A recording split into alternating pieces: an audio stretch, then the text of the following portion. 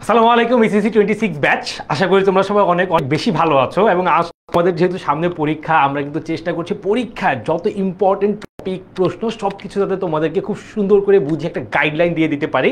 তার জন্য কিন্তু আজকে আমরা জীববিজ্ঞানের অধ্যায় 4 এবং অধ্যায় 12 দুটো অধ্যায় নিয়ে মূলত 50টা এমসিকিউ, যেগুলো বোর্ড পরীক্ষায় বারবার এসেছে এবং তোমাদের পরীক্ষার জন্য খুব ইম্পর্টেন্ট, মোস্ট ইম্পর্টেন্ট। সো 50টা এমসিকিউ আজকে পুরো ক্লাসগুলো আমরা সলভ করব এবং এই এমসিকিউগুলো আশা করি তোমরা পরীক্ষায় কোনো না কোনো জায়গায় কোনো না কোনোভাবে অবশ্যই তোমাদের কাজে লাগবে। সো যেহেতু এত ইম্পর্টেন্ট একটা ক্লাস সবার জন্য খুবই উপকারী হবে, তুমি কিন্তু তোমার বন্ধুকে মেনশন করে এবং শেয়ার করে জানিয়ে দিতে কোনোভাবেই ভুলবে না। সো অলরেডি আমি দেখছি অনেক স্টুডেন্টস তোমরা কানেক্টেড হয়ে গিয়েছো, আর তোমাদের প্রত্যেকের জন্য কিন্তু আজকে একটা সারপ্রাইজ গিফট থাকবে। সো গিফটটা কিভাবে পাবে সেইটার জন্য কিন্তু পুরো ক্লাস জুড়েই তোমাকে থাকতে হবে এবং ক্লাসের প্রত্যেকটা জায়গায় কিন্তু তুমি অনেক ইম্পর্টেন্ট কিছু অ্যানাউন্সমেন্ট এবং সারপ্রাইজ গিফটের কথাও জেনে যাবে। এবং অবশ্যই আমরা পুরো ক্লাস জুড়ে কিন্তু 50টা এমসিকিউ সলভ, ব্যাখ্যা, বেসিক সব কিছু নিয়ে জানার চেষ্টা করব, যেগুলো পরীক্ষায় আসার জন্য খুব খুব ইম্পর্টেন্ট। সো অলরেডি দেখি আমি কাকে কাকে দেখতে পাচ্ছি, পলি রয়কে দেখতে পাচ্ছি, তারপরে হচ্ছে আবুল কালাম আজাদকে দেখতে পাচ্ছি, হুসাইন আহমেদ, সুমাইয়া, যারা সালাম জানাচ্ছ ওয়ালাইকুম আসসালাম। তোমরা কে কোথা থেকে আমাদের সঙ্গে জয়েন করেছো সেটা জানিয়ে দিতে পারো। অনেকে জিজ্ঞেস করছো যে ভাই আপনি কেমন আছেন। আমি আলহামদুলিল্লাহ খুবই ভালো আছি, তোমরা কেমন আছো সেটাও কিন্তু আমাকে কমেন্টে জানিয়ে দিতে পারো। সো আমরা আরেকটু ওয়েট করি, তোমার ফ্রেন্ডরা সবাই জয়েন করুক, তারপরে আমরা ধীরে ধীরে ক্লাসটা শুরু করি, তাতে করে আরও বেশি মানুষ আমাদের এই জায়গা থেকে উপকৃত হতে পারবে। সেই জন্য তোমরা সবাই কিন্তু অবশ্যই চেষ্টা করবে শেয়ার করার জন্যে। যত বেশি শেয়ার করবে তোমার জন্য কিন্তু কোনো বৃথা যাবে না, কারণ তোমাদের প্রত্যেকে যারা সবচেয়ে বেশি সংখ্যক শেয়ার করবে তার জন্য একটা খুবই খুবই আকর্ষণীয় গিফট আমরা কিন্তু প্রত্যেকটা ক্লাসেই দিয়েছি। আজকেও সেরকম একটা গিফট থাকবে। তো চলো সেই গিফটটা কি সেটাও একটু দেখে ফেলি আমরা। গিফটটা হচ্ছে তোমাদের জন্য 10 মিনিট স্কুলের একটা এক্সক্লুসিভ টি শার্ট, যেটা আমাদের স্টুডেন্টরা খুবই পছন্দ করেছে এবং আমি চাই যে তোমরা প্রত্যেকেই এইরকম টি শার্ট পাও এবং তোমাদেরকে এই জন্য সবচেয়ে বেশি সংখ্যক শেয়ার করতে হবে।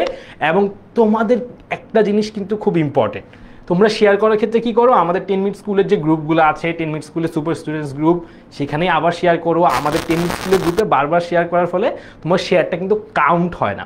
তুমি নিজের প্রোফাইলে শেয়ার করতে পারো, তুমি তোমার স্কুলের গ্রুপে, বন্ধুদের গ্রুপে শেয়ার করতে পারো, সেই শেয়ারটা আমরা কাউন্ট করব। বাট তুমি যদি আমাদের 10 মিনিট স্কুলের গ্রুপগুলোতে একই জায়গায় বারবার শেয়ার করো সেটা কিন্তু কাউন্ট হবে না। সো আজকে তোমরা যারাই শেয়ার করবে পাবলিকভাবে। কেন? কারণ তাহলে আমরা সেই শেয়ারটা কাউন্ট করতে পারবো। তুমি পাবলিকলি শেয়ার না করলে তো সেটা কাউন্ট হবে না। সো সর্বোচ্চ সংখ্যক শেয়ার করতে হবে, বাট শেয়ারটা 10 মিনিট স্কুলের গ্রুপে করা যাবে না, নিজের প্রোফাইলে অথবা স্কুলের গ্রুপে অথবা অন্য কোথাও 10 মিনিট স্কুলের বাইরে সেটা হতে হবে এবং বারবার একই জায়গায় শেয়ার করলে সেটাও কাউন্ট হবে না। সো আশা করি বিষয়টা সবাই বুঝতে পেরেছো এবং তোমাদের সবাই আসলে তো এই জায়গা থেকে উপকৃত হবে, এটাই হচ্ছে আমাদের মূল উদ্দেশ্য। বেশি সংখ্যক মানুষকে আমরা এই ক্লাসের মাধ্যমে উপকৃত করতে পারি, এটাই কিন্তু বেশিবার শেয়ার করার উদ্দেশ্য। তো সবাই চেষ্টা করবে নিজের বন্ধুর ভালোর জন্যে, নিজের সবাই মিলে যাতে আমরা পরীক্ষায় ভালো রেজাল্ট করতে পারি সেই জন্যে, এটা যাতে বেশি মানুষকে জানাই দিতে পারি, রাইট? সো ইয়াম্মিকে দেখতে পাচ্ছি, আফরোজাকে দেখতে পাচ্ছি, তাহিফাকে দেখতে পাচ্ছি, সামিয়া, তারপর হচ্ছে জান্নাতুল কারিম বলতেছে সে জান্নাতুল টি শার্ট পেয়েছে। সো কংগ্রাচুলেশনস জান্নাতুল, তোমরাও যদি এরকম জান্নাতুলের মতো টি শার্ট পেতে চাও তাহলে অবশ্যই তোমাদেরকে সর্বোচ্চ সংখ্যক বা শেয়ারের তোমাদেরকে সেটা করতে হবে এবং অবশ্যই করলে তুমি তোমার বন্ধুরাই কিন্তু উপকৃত হবে, রাইট? তাসনিয়া বলছে ভাইয়া আমি এসএসসি 27 ব্যাচ। দেখছো তোমাদের ছোট ভাই বোনরাও কিন্তু ক্লাসগুলো থেকে উপকৃত হচ্ছে। সো আমরা সবাই যাতে উপকৃত হতে পারি সেইটাই কিন্তু আমাদেরকে নিশ্চিত করতে হবে।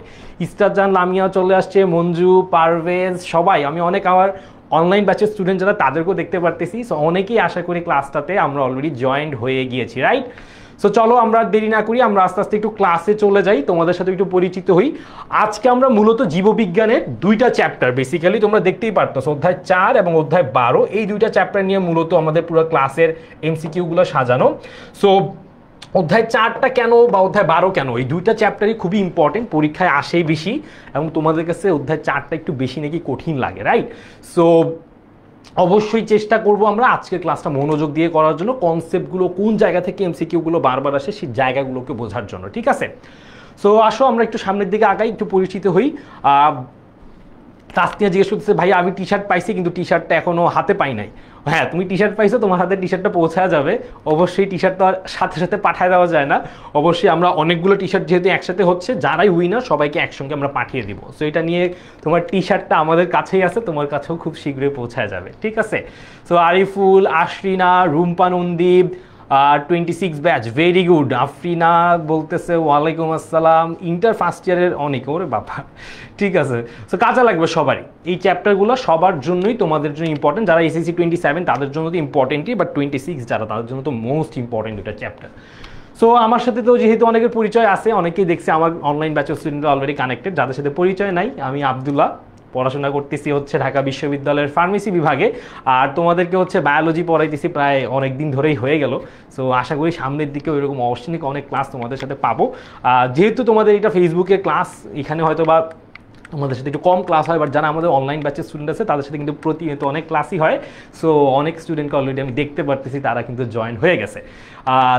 আজকে আমরা আসলে যেটা বলছিলাম তোমাদেরকে, যেটা কথা দিয়েছিলাম পরীক্ষায় আসবে এরকম মোস্ট ইম্পর্টেন্ট 50টা এমসিকিউ আমরা দেখব, সলভ করব, ব্যাখ্যাটা কি সেটাও জানবো, এবং এর পাশাপাশি বোঝার চেষ্টা করব যে কোন জায়গাগুলো থেকে বারবার প্রশ্নগুলো আসতেছে, সো দ্যাট আমরা যাতে খুব ইজিলি ক্র্যাক করে ফেলতে পারি যে বায়োলজির এই জায়গা থেকে বেশি প্রশ্ন আসে, আমি এই জায়গাটাই বেশি ফোকাস করব। কেন? বায়োলজিতে টপিক অনেক বেশি, ইনফরমেশান অনেক বেশি। সো তুমি যদি সব ইনফরমেশান মনে রাখতে চাও, সব কিছু একবারে মাথায় নিয়ে পরীক্ষার হলে যাইতে চাও, তুমি কিন্তু একদম নাই হয়ে যাবা পরীক্ষার হলে গিয়ে। সো চেষ্টা করতে হবে এফিশিয়েন্টলি পড়ার জন্য, স্মার্টলি পড়ার জন্যে। সো বায়োলজি কিন্তু স্মার্টলি এফিশিয়েন্টলি পড়ার কোনো বিকল্প নাই। তো আজকের ক্লাসে এটাই আমরা একটু বোঝার চেষ্টা করবো, শেখার চেষ্টা করবো এবং ইম্পর্টেন্ট প্রশ্নগুলো সলভ করে ফেলবো। সো দেখি, সূর্যদেব, হুসাইন আহমেদ, আবিদা সুলতানা, তারপর হচ্ছে সাবরিনা সুলতানা, মঞ্জু, রুম্পা নন্দীপ, তারপর হচ্ছে হাসিনা বেগম, ইসফাত জাহান লামিয়া, পলি রয়, তাহিফা, ঈশা, তারপর হচ্ছে তোমরা সবাই কি মোটামুটি রেডি কিনা? আমরা কি আস্তে আস্তে ক্লাসটা শুরু করে দিব? কি বলো তোমরা সবাই? প্রিয়ন্তী, আব্দুল শুকুর, শুভ, মুমতাহিনা, আমিরুল ইসলাম, সবাই একটু বলো তো যে আমরা কি ক্লাসটা এখনই শুরু করে দেবো কিনা। সামিরকে দেখতে পাচ্ছি, হোবাইব, সামিম, রিপা, সূর্যদেব, সবাই একটু বলো তো যে আমরা কি এখনই ক্লাসটা শুরু করে দিব। আচ্ছা, ক্লাসটা কিন্তু বেসিক্যালি হচ্ছে আমাদের, আচ্ছা অনেকে জিজ্ঞেস করতেছে যে ভাইয়া অ্যাপে ঢুকতে পারতেছি না, এই ক্লাসটা কিন্তু অ্যাপে হচ্ছে না, ঠিক আছে। এই ক্লাসটা শুধুমাত্র আমাদের 10 মিনিট স্কুলের সুপার স্টুডেন্টস গ্রুপে, মেইন পেজে, ইউটিউবে, ঠিক আছে, এই ক্লাসগুলো, এবং আমাদের সুপার স্টুডেন্টস 6 to 10-এর যেই গ্রুপটা সেইখানে হচ্ছে। সো এটা অ্যাপে আসলে হচ্ছে না। সো অ্যাপে যারা যেতে চাচ্ছে এই ক্লাসে, সেইটা অ্যাপে হবে না, আমরা এই গ্রুপগুলোতেই এবং মেইন পেজেই মূলত ক্লাসটা শুরু করব। অল গুড, রেডি সবাই? শ্রাবণী, তাইফা, আরিফুল, মুবাশিরা, সাজেদা, অর্ণব, আবুল কালাম, বাসা, সবাই রেডি? যেহেতু রেডি, আর দেরি না করি আমরা আমাদের মূল পড়াশোনায় চলে যাব। এবং যাওয়ার আগে অ্যানাউন্সমেন্ট, আবার বন্ধুদেরকে সর্বোচ্চ সংখ্যকবার শেয়ার করে জানিয়ে দাও যে আমরা ক্লাসটা এখনই শুরু করে দিচ্ছি। সেই একজন লাকি উইনারের জন্য আমরা ওয়েট করব ক্লাসের শেষ পর্যন্ত। সো ক্লাসের শেষ পর্যন্ত থাকবা, সব এমসিকিউগুলো সলভ করবা, সাথে যাওয়ার সময় একটা গিফটও নিয়ে যাবা সর্বোচ্চ সংখ্যক শেয়ার করার মাধ্যমে।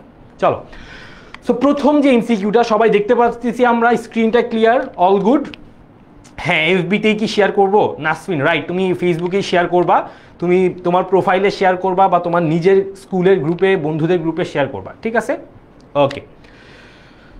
সো প্রথম যে প্রশ্নটা তোমরা দেখতে পারতেছো, খুবই সহজ একটা প্রশ্ন, এবং এই প্রশ্নটা ঘুরে ফিরে বারবার পরীক্ষাতে আসে। সো খুব ইম্পর্টেন্ট একটা এমসিকিউ, যে এমসিকিউটা প্রায় পরীক্ষাতে আসতে দেখছি আমি।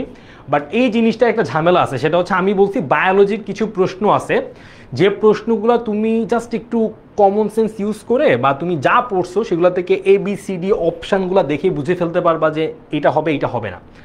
এইটা একটা প্রশ্ন যেটা তোমাকে জানতে হবে, এক্স্যাক্ট না জানলে আসলে তুমি এটাকে কখনোই অ্যান্সার করতে পারবা না। সো সবাই একটু দেখি, যেহেতু আমি কোয়েশ্চেনটা দিয়ে ফেলছি, তোমরাই আগে একটু অ্যান্সার করো, তারপরে হচ্ছে আমি এটার ব্যাখ্যা, বিশ্লেষণ সব কিছু করে দিচ্ছি, রাইট? সো দেখি, জেনিন, তারপর হচ্ছে সাজেদা, সবাই একটু তাড়াতাড়ি অ্যান্সার করে ফেলো। কৃষ্ণা, মিথিলা, আফরোজা, নুসরাত অলরেডি অ্যান্সার করে ফেলছে। নাহিদ খানও অ্যান্সার করে ফেলছে, ভেরি গুড, অ্যান্সার অলরেডি পাওয়া শুরু করে দিছি। ফাহিমা বলতেছে সি, বলতেছে সাবরিনা সি, তারপর হচ্ছে তাহিফা আবার এ বলতেছে। সো অনেকেই অনেকগুলো বলতেছে, রাইট? সো কেউ কেউ আবার বিও বলতেছে। ওকে, ভেরি গুড। সো আমি দেখতেছি যে কেউ এ বলছে, কেউ বি বলছে, কেউ সি বলছে, এখনো ডি পাই নাই। আসি বাকি একটা, তাই না? এই চারটার মধ্যে তো একটা হবে, এটা আমরা সবাই শিওর। সো তুমিও শিওর, আমিও শিওর যে এ বি সি ডি চারটার মধ্যে একটা হবে। বাট আমি এ পর্যন্ত মোটামুটি এ অ্যান্সার পাইছি, বি অ্যান্সার পাইছি, সিও অ্যান্সার পাইছি, ডি এখনো কেউ দেয় নাই। তার মানে আমি দেখি যে আসলে এ বি সি এর মধ্যে কোনটা অ্যান্সার, রাইট? সো তোমরা কেউ এ বলছো, কেউ বি বলছো, কেউ সি বলছো, এবং এখানে যদি আমি গণতান্ত্রিক উপায়ে যাই তোমরা ম্যাক্সিমাম সবাই সি বলছো। ঠিক আছে, সো অ্যান্সারে চলে যাব আমি। অ্যান্সারে যাওয়ার আগে আমি দেখি আর কেউ কোনো অ্যান্সার দেয় কিনা, ডি কেউ বলে কিনা। ডি এর অপেক্ষায় আছি, কারণ সবগুলো অ্যান্সারে মোটামুটি পাইছি। আচ্ছা, এই জায়গায় আমি তোমাদেরকে এবার একটা ইনসাইট শেয়ার করি। পানিতে কার্বন ডাইঅক্সাইড আর বায়ুতে কার্বন ডাইঅক্সাইড, রাইট? আচ্ছা, বায়ুর তুলনায় পানিতে কার্বন ডাইঅক্সাইডের পরিমাণটা থাকে একটু বেশি। ঠিক আছে, ওকে, অ্যান্সার হয়ে গেছে, অল গুড, বুঝে ফেলছি, ডিও চলে আসছে। আচ্ছা, বায়ুতে পানির তুলনায় বেশি পরিমাণে, পানিতে বায়ুর তুলনায় বেশি পরিমাণে কার্বন ডাইঅক্সাইড থাকবে। সো পানিতে কতটুকু থাকে সেটা আমরা একটু দেখে ফেলি। তোমাদের যারা মোস্ট পিপল সি অ্যান্সার দিছো তারা হচ্ছে 0.3। এখন এখানে একটা মজার জিনিস দেখো, 0.3 এর সাথে 0.03, 0.003 একটু কাছাকাছি দেখে এইটা মোটামুটি আসছে। ডি, এটা আসলে অনেক দূরে, 3% কার্বন ডাইঅক্সাইড মানে মোটামুটি সব নাই হয়ে যাবে। সো এই জন্য 3 অনেক দূরে, এটা বুঝেই বাদ দিয়ে দিছে সবাই। এই জন্য তোমাদেরকে কংগ্রাচুলেশন যে কেউ ডি বলো নাই। আমি বলার পরে অনেকে মজা করে ডি দিছে, বাট ডি 3% অনেক বেশি। সো এটা আগেই বাদ। বাকি তিনটার মধ্যে কনফিউশন ছিল। 0.3% কারেক্ট অ্যান্সার, বাট এই এমসিকিউটা একটু ভালো করে মনে রাখবা, এই এমসিকিউটা আমাদের পরীক্ষার জন্য লাগবে। এবং বায়োলজির কয়েকটা টাইপের এমসিকিউ আসে। কিছু এমসিকিউ আসে তুমি দেখেই আর এ হবে না, বি হবে না, ডিও হবে না, তাহলে সি, এটা বুঝতে পারো। বাট এই টাইপের কিছু এমসিকিউ আসে যেগুলোতে এক্স্যাক্ট নাম্বার, এক্স্যাক্ট সাল, এক্স্যাক্ট নাম থাকে। এই জিনিসটা একটু তোমাকে জানতে হবে। সো এইটা হচ্ছে এরকম একটা এমসিকিউ যেটা তোমাকে জানতেই হবে। ঠিক আছে, ওই যে ফারহাদ ডি দিয়ে দিছে। ঠিক আছে ফারহাদ, ধন্যবাদ তোমাকে, তোমার অ্যান্সারটা সঠিক হয়নি। ঠিক আছে, ওকে, আসো আমরা এর পরের এমসিকিউটাতে চলে যাই। পরের এমসিকিউতে আমাদেরকে কি বলছে আমরা একটু দেখি। এমসিকিউ 2 নম্বরটা হচ্ছে C3 উদ্ভিদের প্রথম স্থায়ী যৌগ কোনটা? প্রথম স্থায়ী যৌগের কথা বলছে।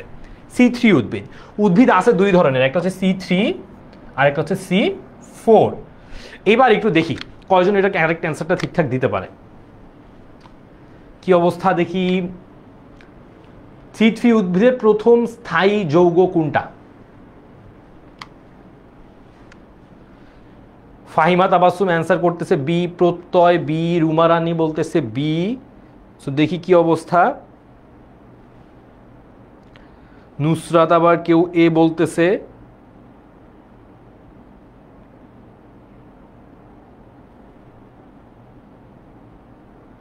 স্থায়ী পদার্থের কথা বলছে কিন্তু।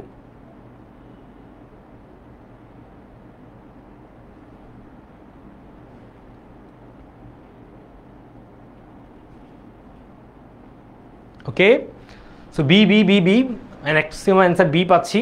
এটাতে আবার একটু সবার কনফিউশন কম। সো চলো আমরা একটু অ্যান্সারটা দেখে ফেলি, তারপরে এটা ব্যাখ্যা বিশ্লেষণটাও আমরা একটু দিয়ে ফেলি। সো C3 উদ্ভিদের প্রথম স্থায়ী যৌগ, যারা বি বলছো তারা মনে হয় আগায় আসো। সো অবভিয়াসলি যারা বি বলছো তারা আগায় আসো, মানে ফসফোগ্লিসারিক অ্যাসিড। সো আমরা এখান থেকে 2টা জিনিসই জেনে যাব, এবং এই এমসিকিউটার বিভিন্ন টাইপ ধরে অনেকবারই পরীক্ষায় আসছে। C3 C4 উদ্ভিদ যারা, C4 উদ্ভিদের জন্য প্রথম স্থায়ী পদার্থ হচ্ছে এইটা, C3 উদ্ভিদের জন্য প্রথম স্থায়ী পদার্থ এইটা। সো আমরা মোটামুটি এটা মাথায় রাখবো। ল্যাকটিক অ্যাসিড কোনো কালেই কোনো জায়গায় স্থায়ী পদার্থ হিসেবে আসে না। সো প্রথমেই ল্যাকটিক অ্যাসিডটা বাদ। তো তারপরে আমরা 2টা জিনিস মনে রাখবো, C3 এর সাথে ফসফোগ্লিসারিক অ্যাসিড, C4 এর সাথে অক্সালো অ্যাসিটিক অ্যাসিড। সো যারা বি বলছে অ্যান্সার, তাদের অ্যান্সারটা একদম পারফেক্ট কারেক্ট অ্যান্সার হয়েছে। ঠিক আছে, অল গুড, বুঝছি সবাই। সো আরেকটা জিনিস একটু বলে দিই, তুমি একটা জিনিস খেয়াল করবে, এখানে প্রত্যেকটা এমসিকিউ কিন্তু বোর্ডে আসছে, শুধু একবার না, বহুবার আসছে। সো এখানে হয়তো বা সাল মেনশন করা আছে 1বার 2বার, যতগুলো সামনে দেখছি ততগুলো বসাইছি। বাট এই যে এমসিকিউগুলো প্রতিটাই বোর্ডে কোনো না কোনোভাবে আসতেছে, আসবে, সামনেও পরীক্ষাগুলোতে আসবে, এরকম এমসিকিউগুলো এখানে আছে। সো চেষ্টা করবা কোন জায়গা থেকে, এই যে দেখো তুমি একটা এমসিকিউ পড়লা বাট 2টা ইনফরমেশন সম্পর্কে জেনে নিছো, এটাই কিন্তু আমরা চাই। তুমি শুধু উত্তরটা জেনে মুখস্থ করলে তো কোনো লাভ হইল না। এমসিকিউটার বেসিকটা কি, বা এটা কোন জায়গা থেকে আসছে, এটা রিলেটেড আর কি কি ইনফরমেশন হতে পারে, এই অপশনগুলো কি কি, এটা সম্পর্কে জানলেই তুমি অনেক কিছু দেখবা, জেনে যাবা। অল গুড, সবাই বুঝতে পারছি? Very good. রুম্পা বলতেছে C4 অক্সালো অ্যাসিটিক অ্যাসিড, কারেক্ট। তো আসো আমরা এর পরের এমসিকিউটাতে চলে যাই। ক্রেবস চক্রে কোনটার জারণ ঘটে? ক্রেবস চক্র, আমরা ক্রেবস চক্রটা কোথায় দেখছি আগে বলো তো? এটা কি সবাত শ্বসন নাকি অবাত শ্বসনে বলো তো? ক্রেবস চক্রটা কোথায় হয়? সবাত শ্বসনে হয় নাকি অবাত শ্বসনে হয়? সবাই একটু বলো তো, ক্রেবস চক্রটা কোথায় হয়? সবাত শ্বসনে হয় নাকি অবাত শ্বসনে হয়? সবাই একটু বলে ফেলি।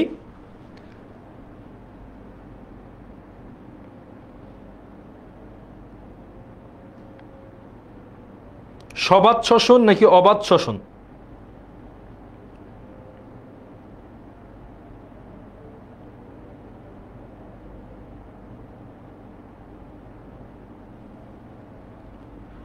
সবাতে হয়, ভেরি গুড।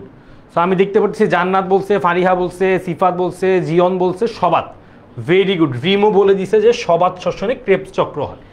এইবার ক্রেবস চক্রে কোনটা জারণ ঘটে?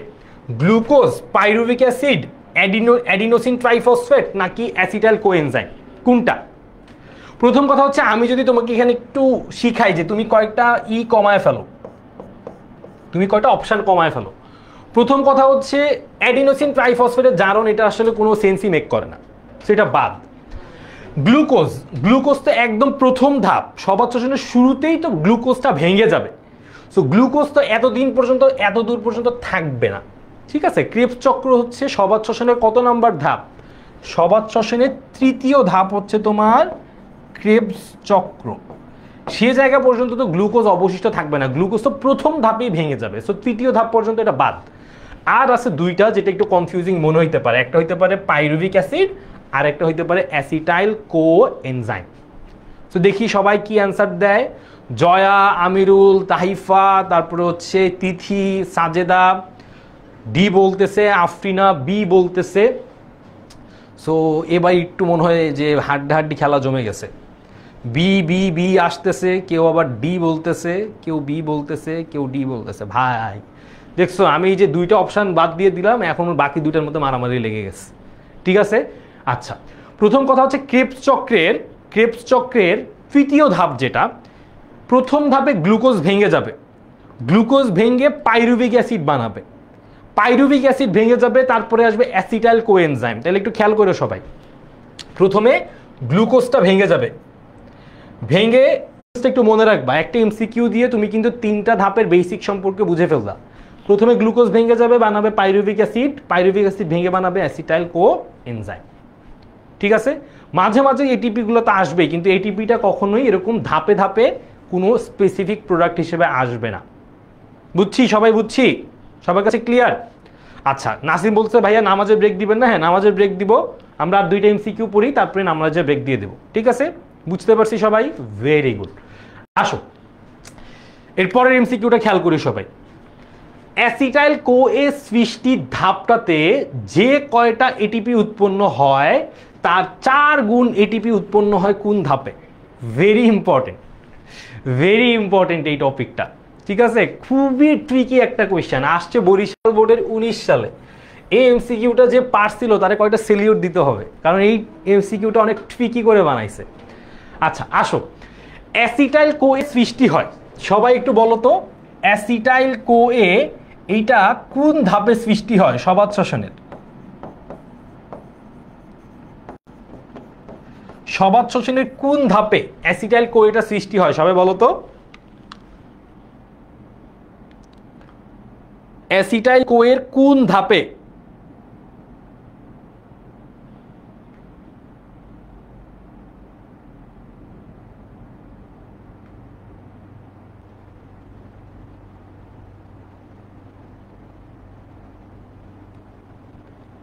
প্রথম ধাপ, দ্বিতীয় ধাপ না কোন ধাপ?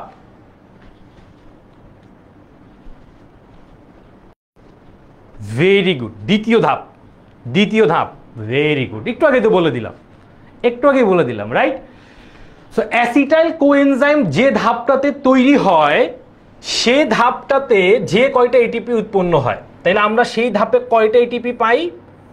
আচ্ছা, একটা জিনিস এবার তোমাদেরকে আমি একটু বলে দিই। তোমাদের বইতে সবাত শোষণের একটা শক্তি চার্ট আছে না? সবাত শোষণের শক্তি চার্ট সবাই আমরা জানি, সবাত শোষণের একটা শক্তি চার্ট আছে। সেই শক্তি চার্টে 4টা ধাপের কোথায় কি তৈরি হয়, কতটুকু তৈরি হয়, সব কিছু আছে। মাইন্ড ইট, সবাই এটা লিখে রাখো, নোট করে রাখো।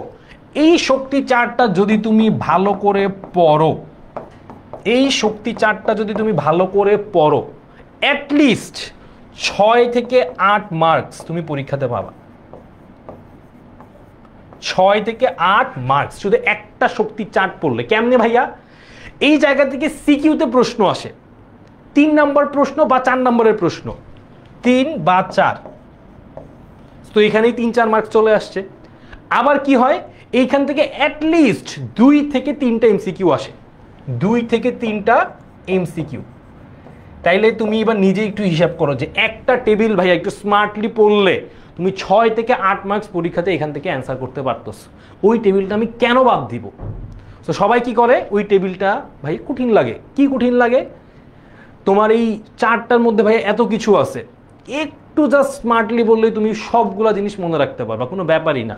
আর আমি যেভাবে তোমাকে স্টেপ বাই স্টেপ দেখাইছি, স্টেপ বাই স্টেপ মনে রাখলে তো এটা কোনো বিষয়ই না, ঠিক আছে? সো এই জিনিসটা একটু বলে দিলাম, সবাই একটু নোট করে রাখবা, বাসায় গিয়ে এটা খুব ভালোভাবে দেখবা। সো চলো আমি এবার তোমাদেরকে প্রশ্নটা সলভ করাই। সো অ্যাসিটাইল কোয়ে সৃষ্টির ধাপটা দ্বিতীয় ধাপ। কত ধাপ? দ্বিতীয় ধাপ। এই দ্বিতীয় ধাপে কয়টা এটিপি তৈরি হয়? দ্বিতীয় ধাপে 6টা এটিপি তৈরি হয়। 6টা এটিপি তৈরি হয়। এই 6টা এটিপি 4 গুণ এটিপি বলছে আমাকে, হ্যাঁ 4 গুণ এটিপি। সো 6কে আমি এবার 4 দিয়ে গুণ করি, তাহলে 6 ইন্টু 4 ইজ ইকুয়ালস টু 24টা এটিপি। তুমি যদি একটু চার্টটা খুলো, সবার সামনে বই থাকলে সবাই একটু বইটা বের করে ফেলো, চার্টটা খুলে বইসো, সবাত শোষণের শক্তি চার্ট। 6 ইন্টু 4 24টা এটিপি কোন জায়গায় আসবে তুমি দেখতে পারবা সুন্দর করে, সেটা হবে অবশ্যই অ্যান্সারটা সি। সো আনোয়ার, অর্ণব, যারা তোমরা বলতেছো, রুম্পা একটু অ্যান্সারটা ভুল বলে ফেলছে, হালিমার অ্যান্সার কারেক্ট, ফারজানার অ্যান্সারও কারেক্ট, ঠিক আছে? সো অ্যান্সারটা হচ্ছে ক্রেবস চক্র, ঠিক আছে? ক্রেবস চক্র। তোমাদের যাদের কাছে মেইন বই আছে, সবাই মেইন বইয়ের 4 নাম্বার চ্যাপ্টারটা বের করে বসতে পারো এবং বিশেষ করে এই শক্তি চার্টটা বের করে বসতে পারো, অনেক বেশি কাজে দিবে, ঠিক আছে? তোমাদের মেইন বইয়ের মধ্যে খুব সুন্দর করে যদি তোমাকে বলে দিই পৃষ্ঠা নাম্বার সহ, তুমি 79 পৃষ্ঠায় এই শক্তি চার্টটা পেয়ে যাবা। তো সবাই শক্তি চার্টটা বের করে রাখবা, এই শক্তি চার্টটা খুব খুব ইম্পর্টেন্ট, ঠিক আছে? All good. চলো লাস্ট এমসিকিউ, যেটা আমরা সলভ করে তারপরে নামাজ ব্রেকে চলে যাব। কোনটা C4 উদ্ভিদ? C4 উদ্ভিদ কোনটা? তাহলে C3 উদ্ভিদ এবং C4 উদ্ভিদ কোনগুলো আমাদেরকে একটু জানা লাগবে। প্রথম কথা হচ্ছে ভাই আমি কি সব মুখস্থ করব? না, তোমার সব মুখস্থ করতে হবে না। সো C3 এবং C4 এর মধ্যে তুমি যদি এখান থেকে খেয়াল করো কি কি আছে, আখ, ভুট্টা, পাট, মুথা ঘাস, ঠিক আছে? 4টার মধ্যে তুমি খেয়াল করবা আখ, ভুট্টা, মুথা ঘাস এগুলো একই টাইপের, ঠিক আছে? তাহলে এবার দেখি এটার অ্যান্সারটা কয়জন কারেক্ট দিতে পারো। আমি কিন্তু অ্যান্সারটা অলমোস্ট বলেই দিছি।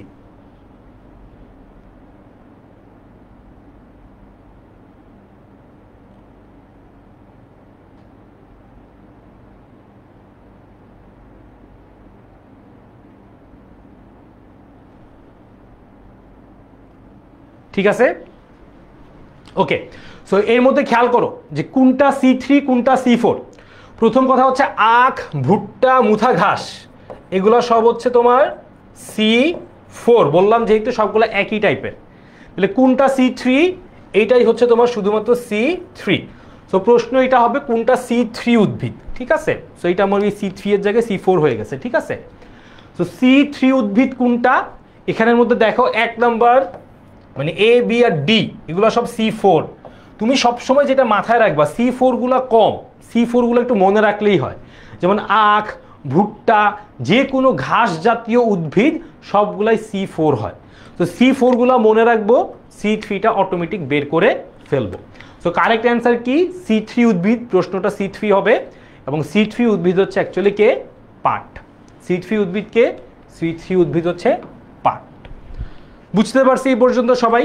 ক্লিয়ার সবার কাছে সবগুলো বিষয়? সবাই একটু বলো তো, সবাই একটু বলো যে ভাইয়া ক্লিয়ার। আমরা একটু তাইলে নামাজ ব্রেকে চলে যাই, নামাজের পরে আমরা আবার কন্টিনিউ করব। ঠিক আছে, সবাই বলো যে ভাই এই পর্যন্ত ক্লিয়ার, সব কিছু বুঝতে পারছি, অল গুড। তাইলে আমরা নামাজের ব্রেকে যাব ঠিক 10 মিনিট। নামাজ ব্রেক দিব ঠিক 10 মিনিটের জন্যে। তারপরে আমরা আবার একদম পুনর্দ্রমে ক্লাসটা শুরু করে দেব। ঠিক আছে, সবাই বুঝছি, অল গুড, ক্লিয়ার ক্লিয়ার সবার কাছে ক্লিয়ার? দিয়া টিয়া সবার কাছে ক্লিয়ার? Very good. দিয়া, জাকিয়া, সবুরা, জিহাদ, রুম্পা সবার কাছে ক্লিয়ার।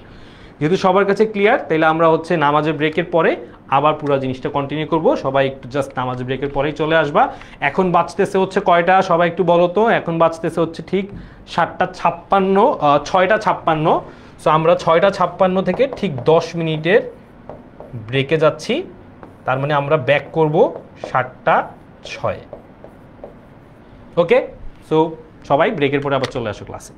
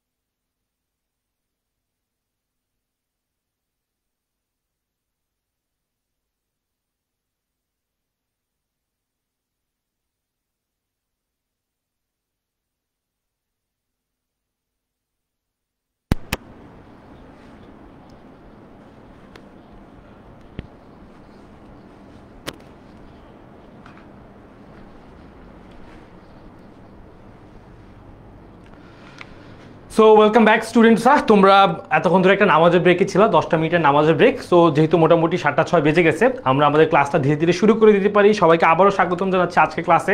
সো আজকের ক্লাসটা হচ্ছে মূলত জীববিজ্ঞানের অধ্যায় 4, অধ্যায় 12 মোস্ট ইম্পর্টেন্ট পরীক্ষা আসার মতো 50টা এমসিকিউ, এবং সেই 50টা এমসিকিউর পুরো সলিউশন ব্যাখ্যা আজকের ক্লাস থেকে তুমি শিখে যেতে পারবে। যেটা শুধুমাত্র তোমার সামনের প্রিটেস্ট পরীক্ষায় কাজে লাগবে এমনটা না, সামনে যে তুমি এসএসসি 26 পরীক্ষাটা দিবে, এসএসসি পরীক্ষা, সেটার জন্য কাজে লাগবে। সো সামনের পরীক্ষাতে তো লাগবেই, পরেও পরীক্ষাতে কাজে লাগবে।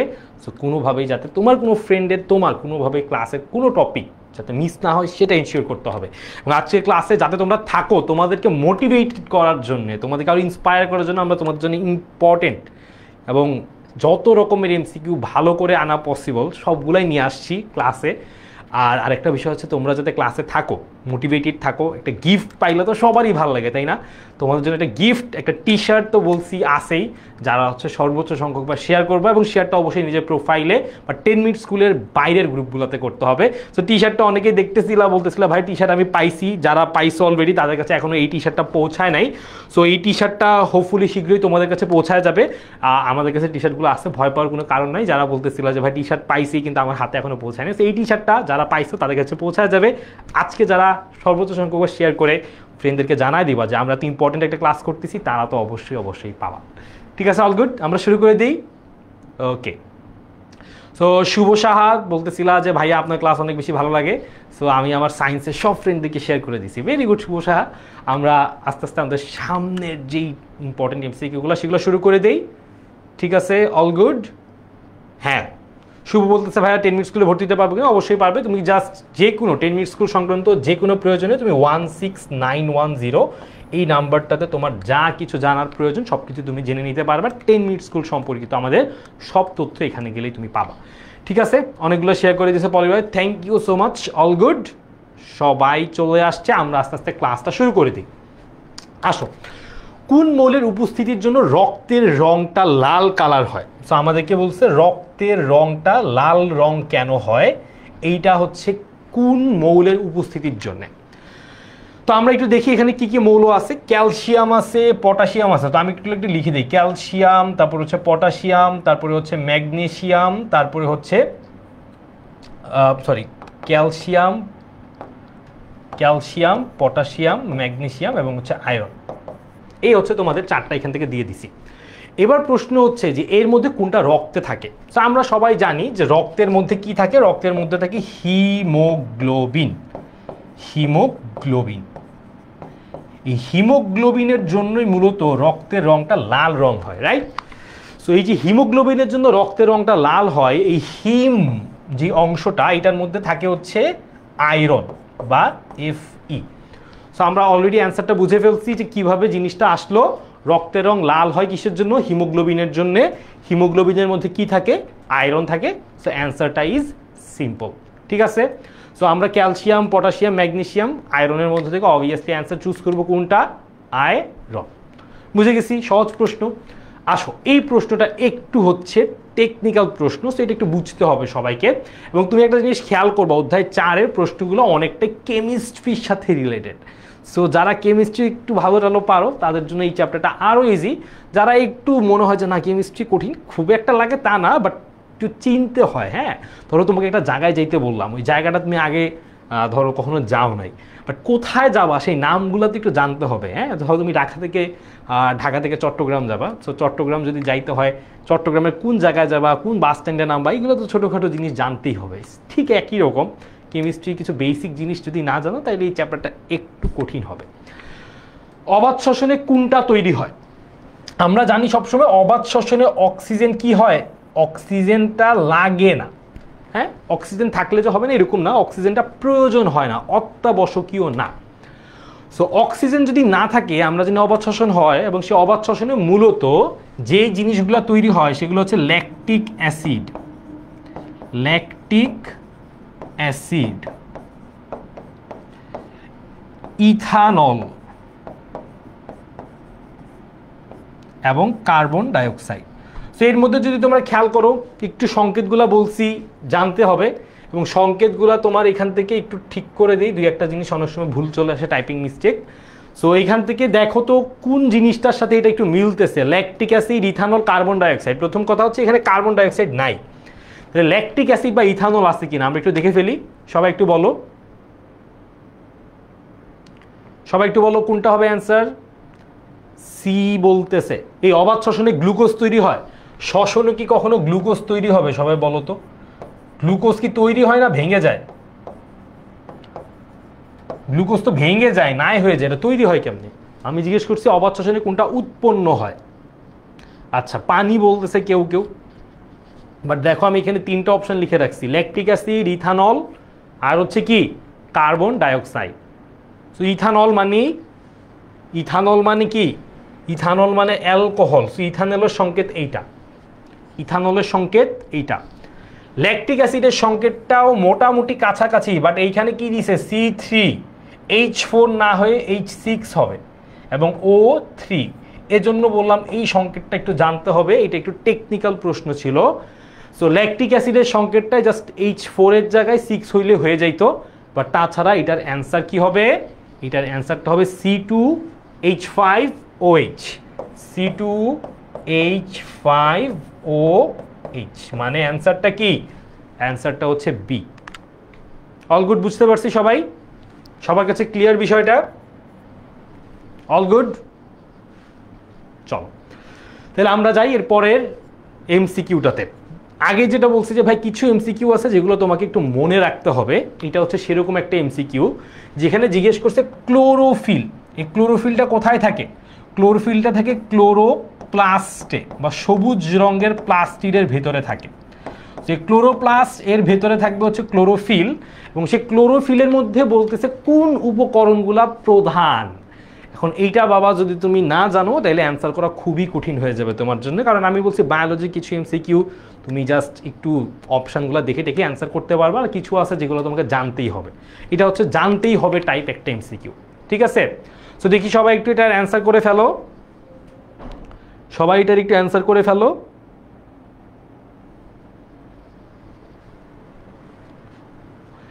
কেউ কেউ বি বলতেছে, সি বলতেছে, এটা মনে হয় একটু কঠিন নাকি?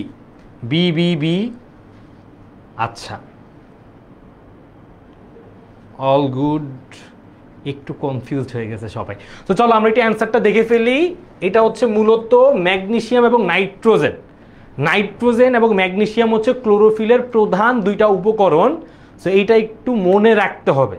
কিছু জিনিস আছে যেটা তোমাকে মনে রাখতে হবে, যেমন প্রথম এমসিকিউটা দেখলাম কার্বন ডাইঅক্সাইডের পরিমাণ শতকরা পানিতে কত, এটা একটু কনফিউজিং, তুমি এটা চাইলেও এভাবে করে করে মিলাইতে পারবা না।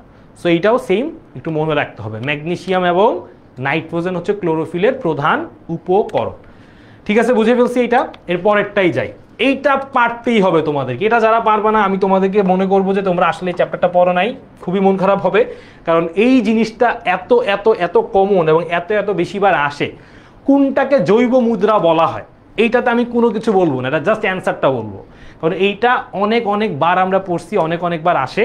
জৈব মুদ্রার ইংলিশটা একটু বলে দিই, কারণ এইটা অনেক সময় এভাবেও আসে, বায়োলজিক্যাল কয়েন।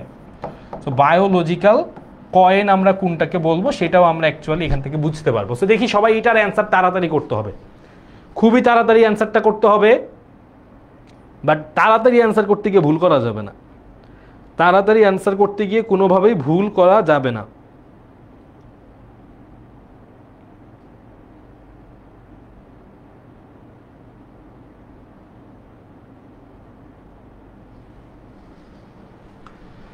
ভেরি গুড, জান্নাতুল মাওয়াব, তারপরে এখান থেকে দেখতে পারতেছি আলভি, নুরামণি, তারপরে হচ্ছে রাকিবুল, আয়শা, ভেরি গুড, এটা তোমরা ম্যাক্সিমামই কারেক্ট অ্যান্সার দিছো। অলওয়েজ মনে রাখবে বায়োলজিক্যাল কয়েন বা আমাদের দেহের সকল শক্তির যেই আদান প্রদান বা পরিবর্তন সেগুলো বেসিক্যালি এটিপি এর মাধ্যমেই সম্ভব হয়। তো এটিপি হচ্ছে জৈব মুদ্রা বা বায়োলজিক্যাল কয়েন।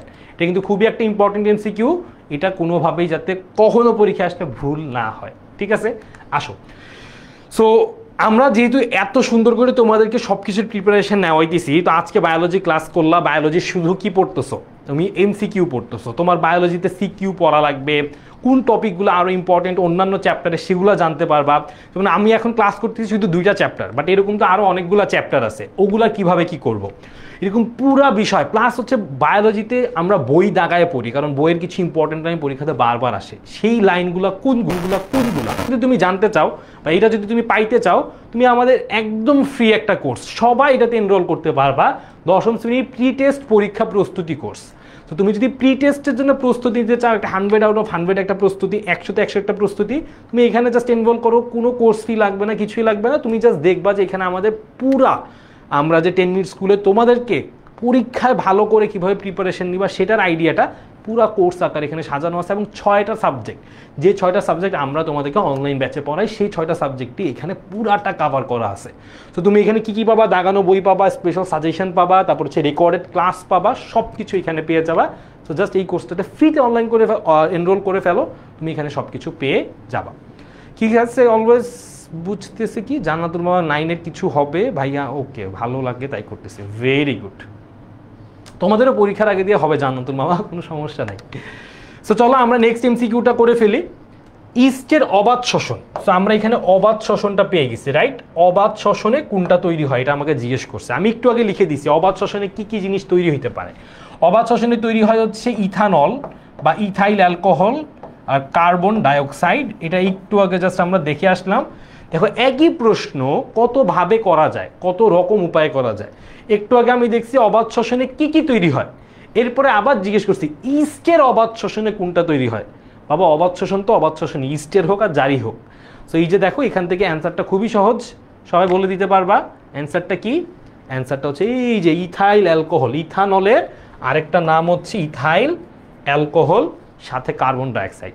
নন্দী জিজ্ঞেস করতেছে স্যার দাগানো বই পাবো? হ্যাঁ দাগানো বইও তুমি পেয়ে যাবা, এবং তুমি দাগানো বইটা যদি পেতে চাও ওই কোর্সে এনরোল করে ফেললেই তুমি সব কিছু পেয়ে যাবা।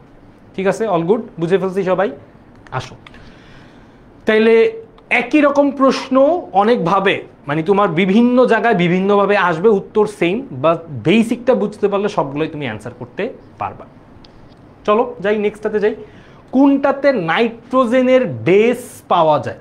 নাইট্রোজেন বেজ, নাইট্রোজেন বেজ মানে কি?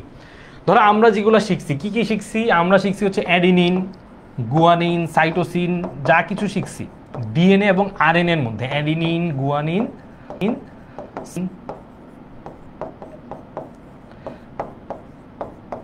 তারপর হচ্ছে থাইমিন, ইউরাসিল, এগুলো হচ্ছে নাইট্রোজেনাস বেস।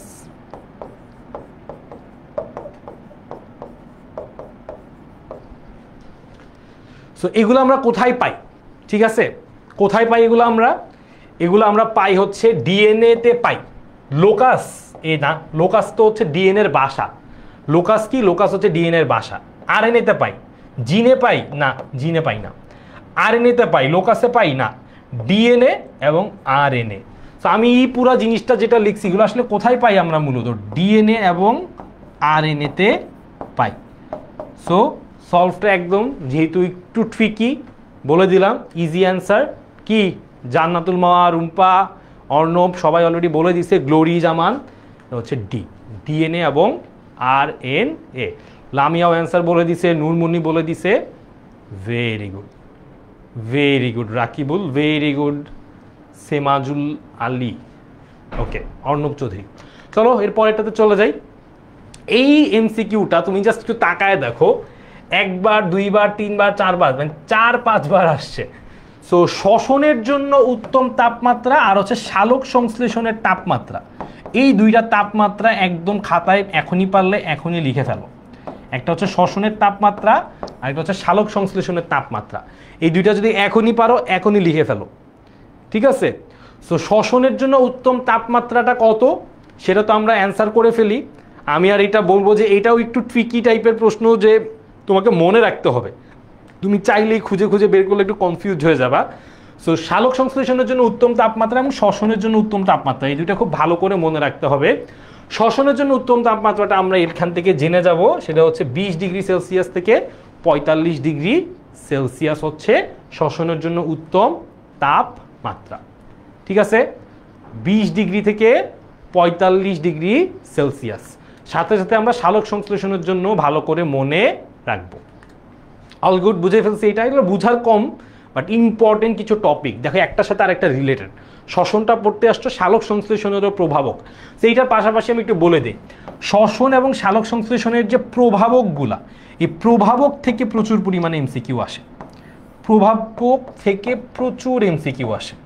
যে প্রভাবকটা যদি তুমি ভালো করে বুঝতে পারো, সালোক সংশ্লেষণের জন্য শ্বসনের জন্য প্রভাবক সমূহ ভালো করে পড়লে অনেক এমসিকিউ এই জায়গা থেকে তুমি ইনশাল্লাহ পেয়ে যাবা। আসো আমরা সামনের দিকে আগাই, এবং আগানোর আগে আরেকটা জিনিস তোমাদেরকে একটু মনে করাই দেই যে আমাদের এই ক্লাসটা কিন্তু তোমাদেরকে মোটিভেটেড রাখার জন্য, যে ভাইয়া ক্লাস তো করতেছি অনেক সময়, 1 ঘন্টা 1.5 ঘন্টার ক্লাস, তো তোমরা যাতে তোমাদের ফ্রেন্ডরা সাথে থাকলে তো ক্লাস করতে এমনি ভালো লাগে। আমি যদি দেখি আমার একটা বন্ধুই কাজ করতেছে, আমি আরও বেশি উৎসাহ পাই যে আমিও কাজটা করি। সেটার জন্য আমরা তোমাদেরকে বলছি বারবার শেয়ার করো, যাতে বন্ধুরাও থাকে, তোমরাও থাকো, এবং সবাই মিলে যাতে একটা ভালো ক্লাস করতে পারো। যারা সবচেয়ে বেশি শেয়ার করবে তাদের জন্য একটা টি শার্ট অলরেডি অনেকবার দেখাই ফেলছি। এরপরে কথা হচ্ছে ভাই এখানেই শেষ না, এমসিকিউ ক্লাস করাইলাম, এরপরে সিকিউ এর ক্লাস করাবো, ঠিক আছে? সিকিউ এর ক্লাসগুলা বা এমসিকিউ ক্লাসগুলো সবগুলো কিন্তু তুমি পেয়ে যাবে আমাদের এই ক্লাস 10-এর সুপার স্টুডেন্টস যে গ্রুপটা আছে এইখানে। সো এইখানে গেলে তোমাদের ক্লাস 10-এর জন্য যা যা কিছু আমরা আয়োজন করছি সবগুলোর আপডেট তুমি এখান থেকে পাবা। তো নেক্সটে আমাদের যে সিকিউ এর লাইভ ক্লাস, সেই সিকিউ এর লাইভ ক্লাসের সব ডিটেলস তুমি এই গ্রুপে গেলে পেয়ে যাবা, এবং ইনশাল্লাহ তুমি যদি এই গ্রুপে কানেক্টেড থাকো, পরীক্ষার টোটাল প্রিপারেশনের আইডিয়া এখান থেকে তুমি পাবা। সো কোনোভাবেই এই গ্রুপ থেকে বন্ধুদেরকেও বলো যে এই গ্রুপে জয়েন থাকতে, তোমরাও জয়েন থাকবা, যাতে তোমরা সবাই এই গ্রুপ থেকে উপকৃত হইতে পারো। সব কিছুই ফ্রি। সেই ফ্রি জিনিসগুলো কেন তোমরা নিবা না, কেন তোমরা এটার জন্য ইউটিলাইজ করবা না? অবশ্যই তোমরা সবাই চেষ্টা করবা এখানে কানেক্টেড এখনই হয়ে যাইতে। আর এবং আজকে তো বায়োলজি ক্লাস করতেছো, এরকম কোন ক্লাস কবে হবে? যেমন আজকে যে ক্লাসটা করতেছো, এই ক্লাসটা হচ্ছে কত তারিখ? আজকে হচ্ছে রবিবার 1 জুন করতেছো বায়োলজি ক্লাস। নেক্সট ক্লাসটা হবে সোমবার 16 জুন। সো তোমাদের জন্য সোমবার 16 জুন নেক্সট ক্লাসটা হবে, সেটা হবে রসায়নের ক্লাস। এইভাবে পুরো রুটিন যদি তুমি জেনে ফেলো, তাহলে তুমি ওই যে আমাদের 10 মিনিট স্কুলের এই গ্রুপটায় সব ডিটেলস পেয়ে যাবা, ঠিক আছে? তো সবাই জয়েন হয়ে যাও, এবং লাইভটাও দ্রুত শেয়ার করে দিও, রুটিনটাও সুন্দর করে পারলে একটা স্ক্রিনশট তুলে রাখতে পারো, যাতে কবে কোন ক্লাস সেটা তুমি জানতে পারো। অল গুড, বুঝতে পারছি। আসো এবার আমরা আমাদের এমসিকিউটাতে চলে যাই। কোন শক্তিটা সালোক সংশ্লেষণের সময় এডিপি গ্রহণ করে? ঠিক আছে, সালোক সংশ্লেষণের সময় আমাদের এডিপি থেকে আমরা যদি এটিপি বানাইতে চাই, জাস্ট আমি তোমাদেরকে এইটা লিখে বুঝাই। আমরা এডিপি থেকে কি বানাইতে চাই? এটিপি বানাইতে চাই। বানানোর সময় আমাদের কি লাগে একটা বলো তো? সূর্য আলোক লাগে। কি লাগে? সূর্য আলো। সূর্যের আলো ছাড়া কিন্তু এই ঘটনাটা ঘটতে পারে না। সো এডিপির সাথে কি যোগ করি আমরা? Inorganic phosphate. মাঝখানে কি লাগবে আমার? সূর্যের আলো। সেটা খুবই সহজ, সূর্যের আলোটা মানে কি? সৌর শক্তিটা আমাদের মূলত লাগবে, ঠিক আছে? কোন শক্তিটা লাগবে? সূর্যের আলো বা সৌর শক্তি, ঠিক আছে? ভেরি গুড হালিমা, জান্নাতুল মাওয়া সবাই জয়েন হয়ে গেছে, অল গুড। সো আলোক শক্তি অনেকের কাছে মনে হয়েছে, রাইট?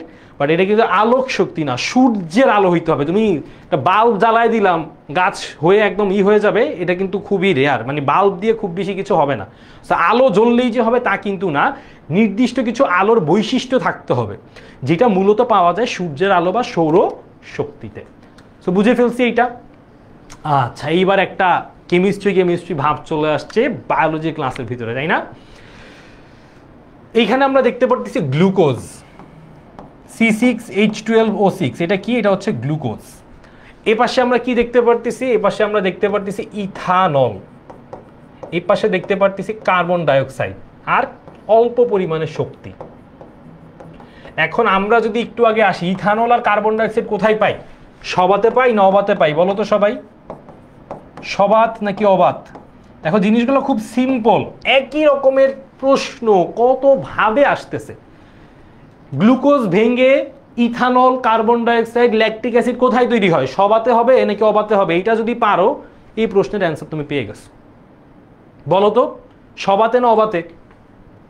সবাই একটু বলে ফেলো যে ভাইয়া এই যে ইথানল, কার্বন ডাইঅক্সাইড কোথায় তৈরি হচ্ছে? সবাতে তৈরি হচ্ছে না অবাতে?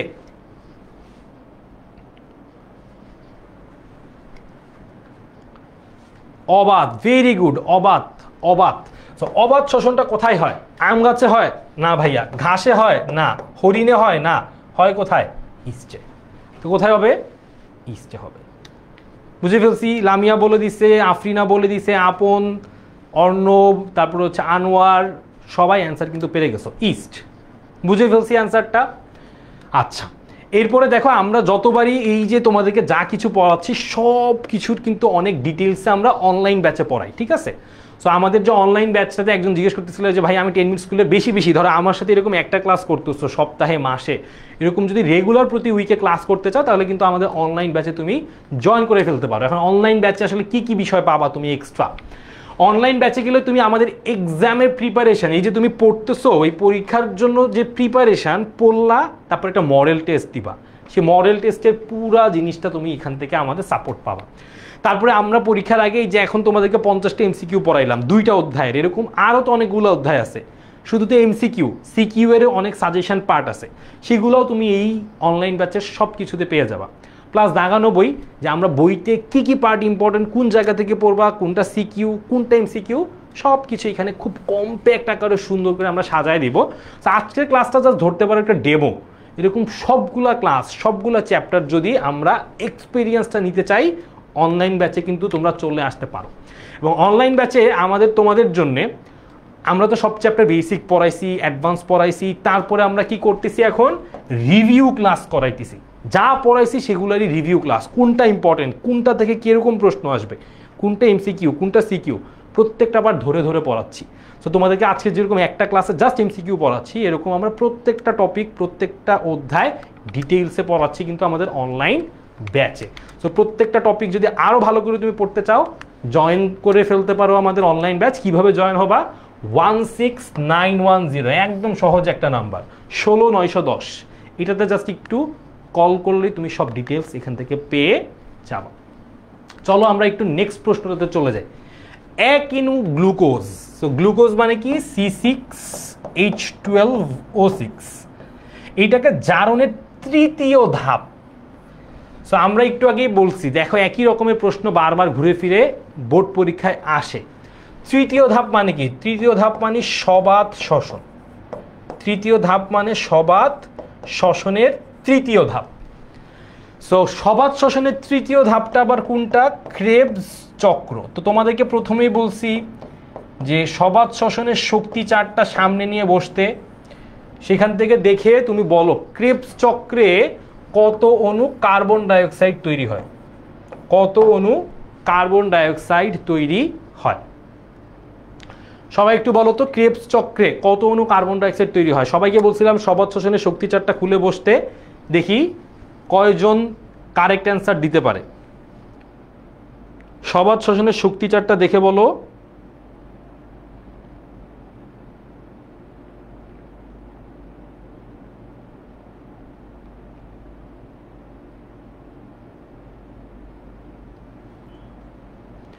সো ম্যাক্সিমাম সবাই কিন্তু কারেক্ট অ্যান্সার দিয়ে ফেলছে। আপন দিয়ে ফেলছে, অর্ণব, তারপর হচ্ছে মিনা, তারপর হচ্ছে রুম্পানন্দী, লামিয়া, ভেরি গুড। সো তোমরা সবাই বলতেছো 4 অণু, রাইট? 4 অণু মানে সি হচ্ছে অ্যান্সার, কারেক্ট অ্যান্সার সি। তো সবাইকে আবারও বলি, সবাত শ্বসনের শক্তি চার্টটা পড়ার কোনো বিকল্প এই চ্যাপ্টারের মধ্যে নাই। নিচের কোন তরঙ্গ দৈর্ঘ্যের আলোতে সালোক সংশ্লেষণটা সবচেয়ে বেশি ভালো হয়? এই যে বলছিলাম সালোক সংশ্লেষণের প্রভাবকগুলো সম্পর্কে একটু জানতে হবে। সো প্রভাবকগুলো সম্পর্কে যদি তুমি ভালো জানতে না পারো তাইলে কিন্তু তুমি এখান থেকে ভালো মতো বুঝতে পারবে না। তো সালোক সংশ্লেষণের প্রভাবকগুলা এবং শ্বসনের যে প্রভাবকগুলা সেগুলো সম্পর্কে কিন্তু তোমাকে ভালো জানতে হবে।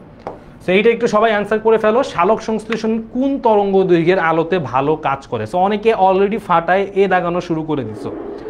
সো যারা ফাটায় এ দাগাচ্ছ আমি মনে করি যে তারা অলরেডি হয়তো অ্যান্সারটা জানো, রাইট?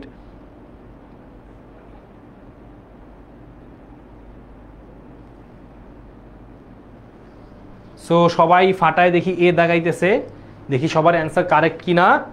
চলো দেখে ফেলি। 420 ন্যানোমিটার। সো কারেক্ট অ্যান্সার যারা দিয়ে ফেলছো 420 ন্যানোমিটার।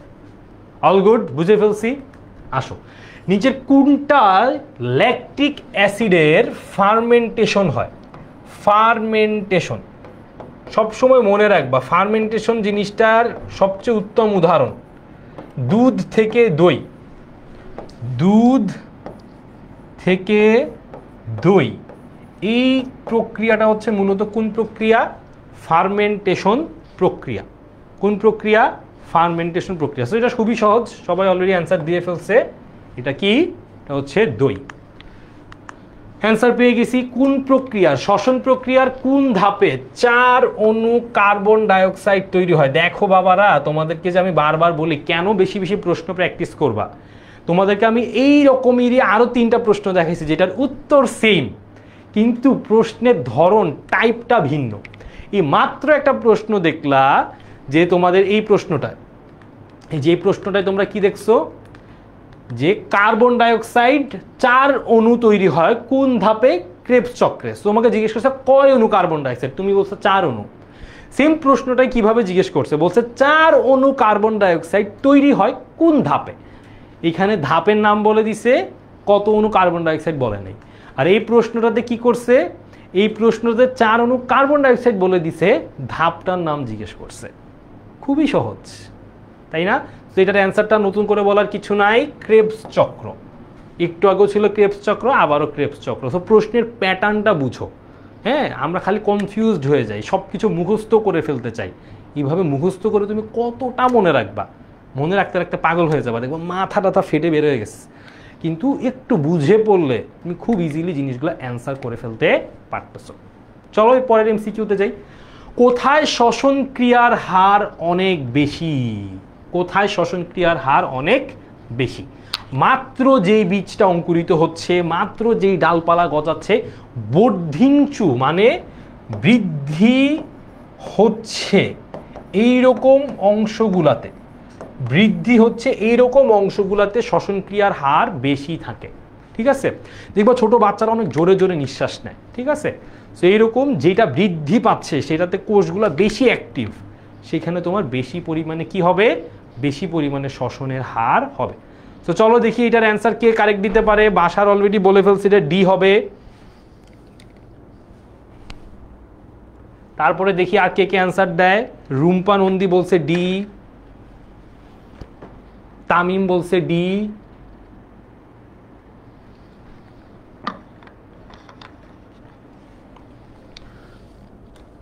কেউ কেউ আবার সিও বলতেছে, ম্যাক্সিমাম ডি, আবার 2-1 বি বলতেছে। সো চলো আমরা একটা অ্যান্সারটা দেখে ফেলি। যেটা আমি তোমাদেরকে বলছি বৃদ্ধিপ্রাপ্ত অংশ মানেটা হচ্ছে যেইটা মাত্র, যেই বীজটা মাত্র এখান থেকে গাছ হচ্ছে, এই বীজটা থেকে মাত্র গাছ তৈরি হচ্ছে, এইরকম জায়গায় বেশি পরিমাণে কি হবে? শ্বসন হবে, কারণ এটা মাত্র বৃদ্ধিপ্রাপ্ত হচ্ছে। ঠিক আছে? সো মূলের গোড়া বাদ, কাণ্ডের নিম্নভাগ আগেই বাদ, বাকি থাকে 2টা, এর মধ্যে অঙ্কুরিত বীজটাই হচ্ছে সবচেয়ে বেশি শোষণের হার হবে, কারণ এটা মাত্র অঙ্কুরিত হচ্ছে। আচ্ছা, সো আমরা মাত্রই বলছি যে আমাদের এই গ্রুপের সাথে তোমরা যদি কানেক্টেড থাকো, পরীক্ষার সব প্রিপারেশন এখান থেকে পাবা। প্লাস এখনও তোমরা বেশি বেশি করে শেয়ার করে দাও স্টুডেন্টদের, যাতে তুমি একটা মোটিভেটেড যেহেতু থাকতে চাও, একটা ক্লাসে এতক্ষণ ধরে থাকবা, সেই মোটিভেশনের গিফট, সেই গিফটটা হচ্ছে কি তোমাদের সবার যারা সবচেয়ে বেশি তোমাদের মধ্যে শেয়ার করবা নিজের প্রোফাইলে এবং হচ্ছে তোমার বন্ধুদের সাথে, অবশ্যই 10 স্কুলের গ্রুপগুলোতে না, তাদের জন্য এই টি শার্টটা থাকবে। এবং সর্বোচ্চ সংখ্যক বা যারা শেয়ার করবে তারা তো এরকম গিফট পাবাই। পাশাপাশি এখন বলবো ভাই আমি তো শেয়ার করছি সবচেয়ে বেশি হয় না, আমি কি পাবো? তোমাকে ইনবক্সে আজকের ক্লাসের স্লাইডটাই 50টা এমসিকিউ স্লাইড পাঠায় দেওয়া হবে। তো যারা হচ্ছে শেয়ার করবা তারা তো সবাই স্লাইডটা পাবাই, আর যারা সর্বোচ্চ সংখ্যকবার করবা তারা টি শার্টও পাবা, একটা বোনাস গিফট পাবা। তো সবার জন্যই কিন্তু গিফট আছে। ঠিক আছে? ওকে, সো আমরা এর পরের এমসিকিউটাতে চলে যাই। কোনটি সবুজ উদ্ভিদের কার্বন ডাইঅক্সাইডের বিজারণের গতিপথ না? আমরা জানি বিজারণের গতিপথ 3টা আছে, একটা হচ্ছে C3, একটা হচ্ছে C4, আর একটা হচ্ছে ক্লেসু, যেটাকে আমরা বলি ক্যাসুলেসিয়ান অ্যাসিড বিপাক, মানে ওয়াটসন ক্রিকের চক্রটা, এটা আসলে কোনো চক্র না। হ্যাঁ, সো একটাকে বলি আমরা কেলভিন চক্র, একটাকে বলি হ্যাচ এবং স্ল্যাকের চক্র, আর একটা হচ্ছে তোমার ক্যাসুলেসিয়ান অ্যাসিড বিপাকের চক্র, মানে অ্যাসিড বিপাক চক্র আমরা যেটা জানি। সো ওয়াটসন এবং ক্রিকটা অ্যাকচুয়ালি কোনো চক্রের মধ্যে পড়ে না কার্বন বিজারণের পথ হিসেবে। তো খুব সহজ অ্যান্সার, এটা হচ্ছে ওয়াটসন এবং ক্রিক এর চক্র, এটা কোনো কার্বন বিজারণের চক্র না। এরপরে হচ্ছে কোনটা C4 উদ্ভিদ? দেখো এর আগে আমরা পড়ছিলাম কোনটা C3 উদ্ভিদ, ওখান থেকে আমরা জেনে ফেলছি কোনগুলা C4 উদ্ভিদ। সো আমাদের জন্য কিন্তু জিনিসটা আরও অনেক বেশি ইজি হয়ে গেছে। কোনটা C4 উদ্ভিদ আমি বলে দিছিলাম, আমরা C4 গুলো মনে রাখবো। C4 এর মধ্যে আমরা বলছিলাম কে কে হইতে পারে, ঘাস জাতীয় যারা তারা হবে, আখ হবে এবং ভুট্টা হবে। সো আমরা যদি এইটার সাথে একটু মিলাই এই পাশে অ্যান্সারটা পেয়ে যাব। আমরা এইগুলো একটু মনে রাখবো, ঘাস জাতীয়, আখ এবং ভুট্টা। এটা হচ্ছে মূলত কিসের জন্যে? এটা হচ্ছে মূলত C4 উদ্ভিদের জন্য। ঠিক আছে, এখন ভাইয়া বলবা তো যে অ্যান্সার তো বলেই দিছেন, আর কি বলবো, ডি তো ভাই অ্যান্সার, তাই না? এই তিনটার মধ্যে এখানে মিলাইলে শুধুমাত্র অ্যান্সার কোনটা আসে? ডি আসতেছে। অল গুড, বুঝতে পারছি। আখ C4 উদ্ভিদ। শক্তি উৎপাদনে ব্যবহৃত হয় কোনটা? শক্তি উৎপাদনে কোনটা ব্যবহৃত হয় দেখি এবার একটু টেকনিক্যালি সবাই বুঝবেন। প্রথম কথা আমি একটু সহজে বলে দিই, কার্বন ডাইঅক্সাইড তো বাদ, এটা তো শক্তি উৎপাদনে ব্যবহার হবে না। কার্বন মনোক্সাইডও বাদ, শক্তি উৎপাদনে ব্যবহার হবে না।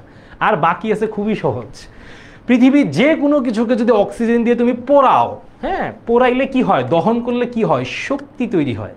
এই জিনিসটা জাস্ট একটু খেয়াল করো, ঠিক আছে? সবাই একটু খেয়াল করো, জাস্ট এটা খেয়াল করলে বুঝে যাবা যে ঘটনাটা কোথায়।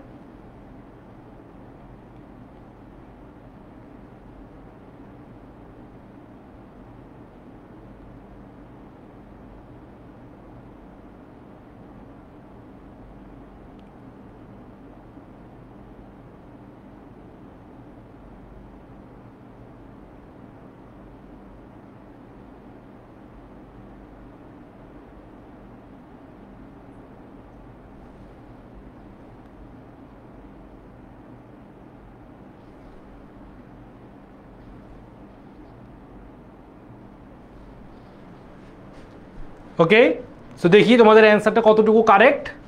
শক্তি উৎপাদনের সাথে অলওয়েজ কানেক্টেড কে? অক্সিজেন। বুঝে ফেলছি না আমরা? আপন, ইসফাত জাহান লামিয়া, আমিনুল, পলিরয়, অনিতা রানী, তারপর হচ্ছে রোহান, সবাই মোটামুটি কারেক্ট অ্যান্সার দিয়ে ফেলছো। উদ্ভিদে প্রথম স্থায়ী পদার্থ কোনটা? এটা মনে হয় একটু তোমার উপরের লেভেলের প্রশ্ন, মানে একটু মনে হয় কঠিন হবে, বাট প্রথম স্থায়ী পদার্থ কোনটা এই জিনিসটা কিন্তু আমাদেরকে বুঝতে হবে। এবং এখানে কোন ধরনের উদ্ভিদ সেটা আমরা একটু বলে দিই।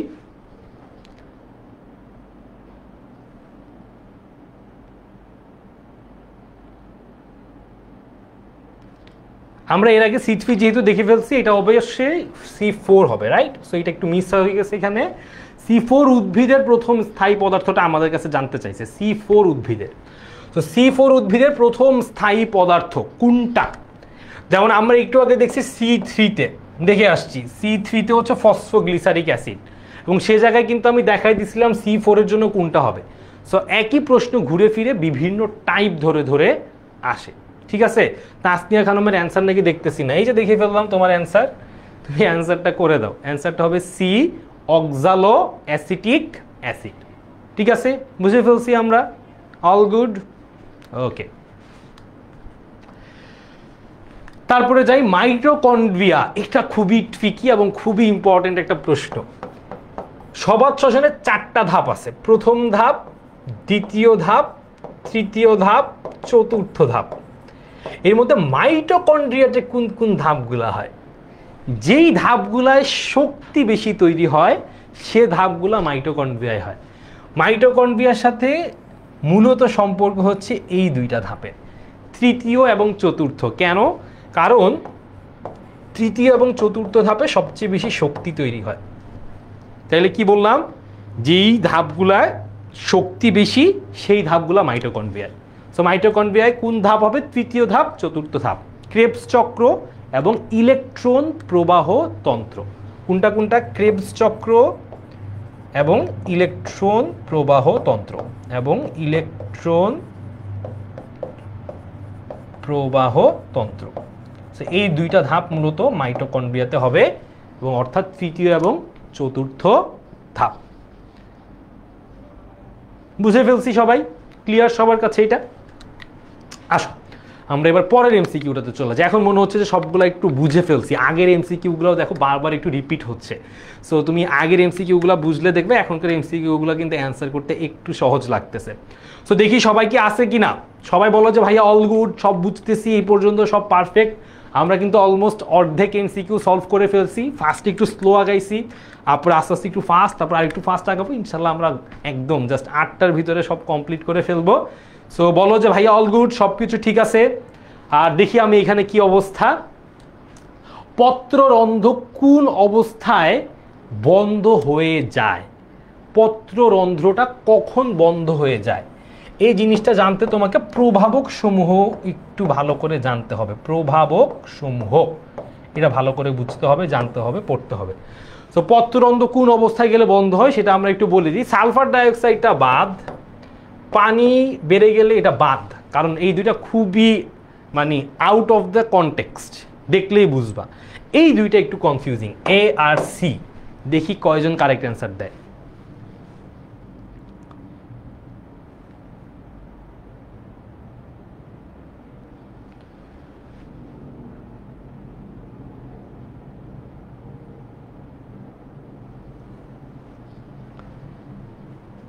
অল গুড বলতেছে অনিতা রানী, জান্নাতুল মাওয়া আছে, Isfat Jahan Lamia all good, very good.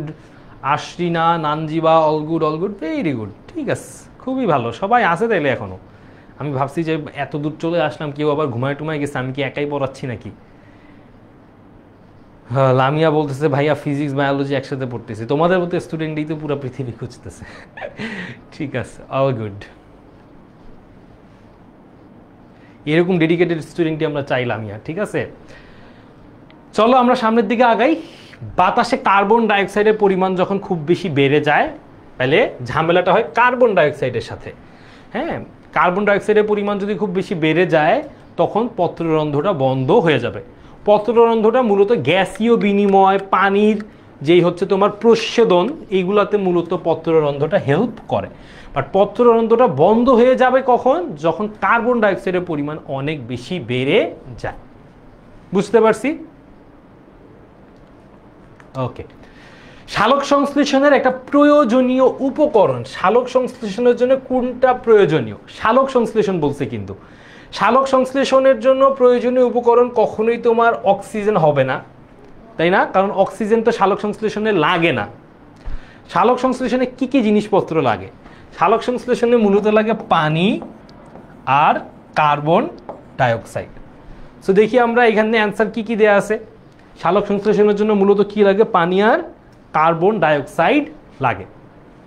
So দেখি এখানে কি অ্যান্সার, খুব সহজেই বুঝতেছি। শুভ সাহা বলছে ঘুমানো ভাইয়া শেষ পর্যন্ত আসি, ভেরি গুড। অ্যান্সারটা সহজ, সালোক সংশ্লেষণে পানি লাগে, কার্বন ডাইঅক্সাইড লাগে, অ্যান্সারটা হচ্ছে পানি।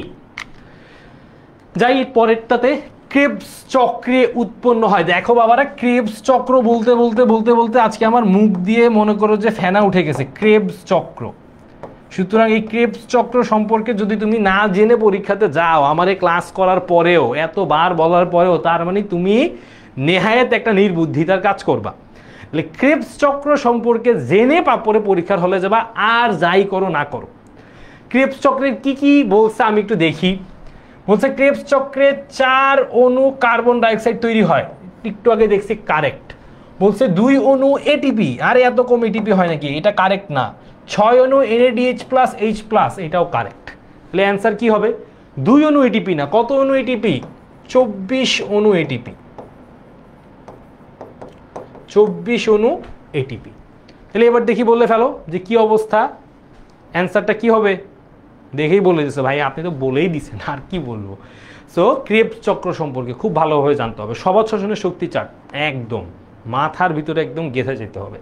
বুঝে ফেলছি? অল গুড, বুঝে ফেলছি। শ্বসন প্রক্রিয়ায় ক্রেবস চক্রে, বাবা দেখো আবার ক্রেবস চক্র চলে আসছে। এই ক্রেবস চক্রকে কি করবা এটা তোমাদের হাতে ছেড়ে দিলাম, ঠিক আছে? আর কিছু বলবো না আমি।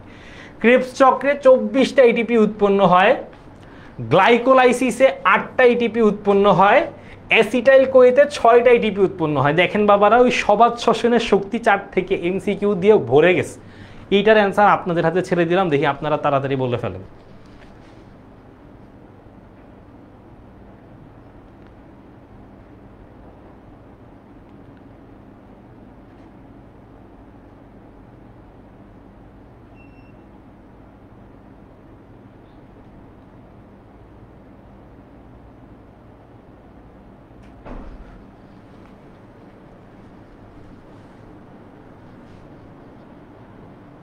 ঠিক আছে, অল গুড, অল গুড, সবাই বুঝে ফেলছে, কিন্তু এটা তিনটাই কিন্তু কারেক্ট, এটাও কারেক্ট, এটাও কারেক্ট, এটাও কারেক্ট।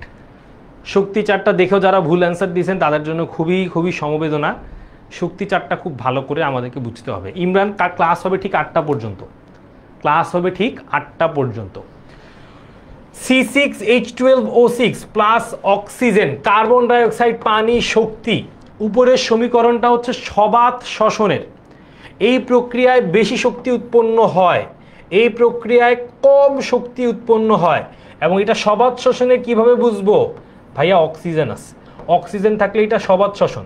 সবাত শ্বসনে বেশি শক্তি তৈরি হয়, সবাত শ্বসনে কম শক্তি তৈরি হয় না। খুবই সহজ অ্যান্সার। কি হবে? অ্যান্সার হবে 1 আর 2, কারণ সবাত শ্বসনের সমীকরণ বুঝছি, বেশি শক্তি বুঝছি, কম শক্তি ভুল হয়ে গেছে। চলো, এই ঘটনাটা একটু বলা দরকার। এতগুলো স্টুডেন্ট দেখতেছ, সবাই কিন্তু ফার্স্ট সেকেন্ড থার্ড হয়েছি স্কুলে, ঠিক আছে? তো ওদেরকে আমরা একটু সেলিব্রেট করার জন্য সবাই একসাথে হয়েছি। আমরা KIB কমপ্লেক্স, ঢাকাতে অনেক বড় একটা জায়গা, ওইখানে আমাদের সব সুপার স্টুডেন্টসরা, তোমাদের মতোই যারা ব্রিলিয়ান্ট ব্রিলিয়ান্ট স্টুডেন্ট সবাই আসছে, আমরাও ছিলাম। সবাই একসাথে খুবই মজার একটা দিন কাটাইছি। এবং 10 মিনিট স্কুলে যারা সবাই, আমরা সবসময় চাই তোমরা ভালো করো পরীক্ষায়, এই জন্য আগে পড়াচ্ছি। পরীক্ষার সময়ও তোমাদেরকে সাজেশন, গাইডলাইন সব কিছু দেওয়ার চেষ্টা করব। পরীক্ষার পরে তোমরা যখন ভালো করবে তোমাদেরকে নিয়ে এরকম একটা সেলিব্রেশনও করবো। সেখানে দেখতে পারতেছো আমাদের সব টিচার আছে, আয়মান ভাই, মঞ্জুরিন আপু আছে, পুরা স্টুডেন্ট সবাই আছে যারা ফার্স্ট সেকেন্ড থার্ড ছিল। পুরা বাংলাদেশ থেকে সব স্টুডেন্টরা আসছে, হাজার হাজার স্টুডেন্ট, দেখতেই পারতেছো। এরকম যদি নেক্সট তুমি আমাদের সাথে থাকতে চাও, অবশ্যই আমাদের এই পুরো প্রিপারেশন জার্নিতে থাকতে পারো, অনলাইন ব্যাচে থাকতে পারো, আমাদের এই ফ্রি গ্রুপের ফ্রি কন্টেন্টগুলোতে থাকতে পারো। একটা প্রি টেস্টের কোর্সও দেখায় দিলাম, তোমাদের জন্য সব রেডি। বাকিটা তোমাদের হাতে, তোমরা নিজেদের সিদ্ধান্ত নিজেরা নিবা। তুমি কি এখানে আসতে চাও নাকি চাও না, সেটা পুরোপুরি তোমার হাতে। সো চলো আমরা আগাই। Origin of species of natural selection, ভাইয়া এরকম শালটালও পড়তে হয়? হ্যাঁ, মাঝে মাঝে একটা প্রশ্ন শালগুলা থেকেও আসে। সো শালগুলা সম্পর্কেও আমাদেরকে একটু ভালো করে আইডিয়া রাখতে হবে, যাতে আমরা শালগুলা সম্পর্কেও একটু ভালো করে জানতে পারি। সো মোটামুটি আমরা কিন্তু অলমোস্ট শেষের দিকে চলে আসতেছি।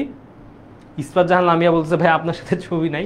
আমি মনে হয় শেষের দিক দিয়ে একটু চলে আসছিলাম, আমি অসুস্থতা ফিল করতেছিলাম, এই জন্য আমি একদম শেষের দিকে আর ছিলাম না। বাট প্রথম দিকে যারা আসছিল সবার সাথে দেখা হয়েছিল, রাইট? সো এই বইটা কবে বের হয়েছে, সেরকম সালগুলোও মাঝে মাঝে আমাদেরকে একটু মনে রাখতে হবে। এই সালটা হচ্ছে 1859 সাল। এটা আর আলাদা করে কিছু বললাম না, জাস্ট বোঝানোর জন্যে যে এরকম কিছু কিছু সাল নিয়েও কিন্তু প্রশ্ন বায়োলজিতে আসে। চলো যাই সামনে আগাই। এইবার কিছু ইম্পর্টেন্ট জিনিসে চলে আসবো, এইটা খুবই ভালো করে বুঝবা। ডিএনএ ডবল হেলিক্সের 50টা ঘূর্ণনের জন্য দৈর্ঘ্য কত হবে? সবাই খুব ভালো করে এই জিনিসটা খেয়াল করো। ডিএনএ দেখতে কেমন হয়? ডিএনএ দেখতে এরকম কতগুলো প্যাচ থাকে, তাই না? এরকম কতগুলো প্যাচ থাকে। এই প্রত্যেকটা প্যাচের জন্য একটা নির্দিষ্ট দৈর্ঘ্য আছে, এই প্রত্যেকটা প্যাচের জন্য একটা নির্দিষ্ট দৈর্ঘ্য আছে। এই জিনিসটা খুব ভালো করে বুঝবা, এটা থেকে প্রচুর পরিমাণে এমসিকিউ আসে। আমি যদি বলি এরকম একটা প্যাচের দৈর্ঘ্য কত, একটা প্যাচের দৈর্ঘ্য কত? একটা প্যাচের দৈর্ঘ্য হচ্ছে 34 অ্যাংস্ট্রম। কত অ্যাংস্ট্রম? 34 অ্যাংস্ট্রম। আমি যদি জিজ্ঞেস করি একটা প্যাচের প্রস্থ কত, এই প্রস্থটা হচ্ছে 20 অ্যাংস্ট্রম। কত অ্যাংস্ট্রম? 20 অ্যাংস্ট্রম।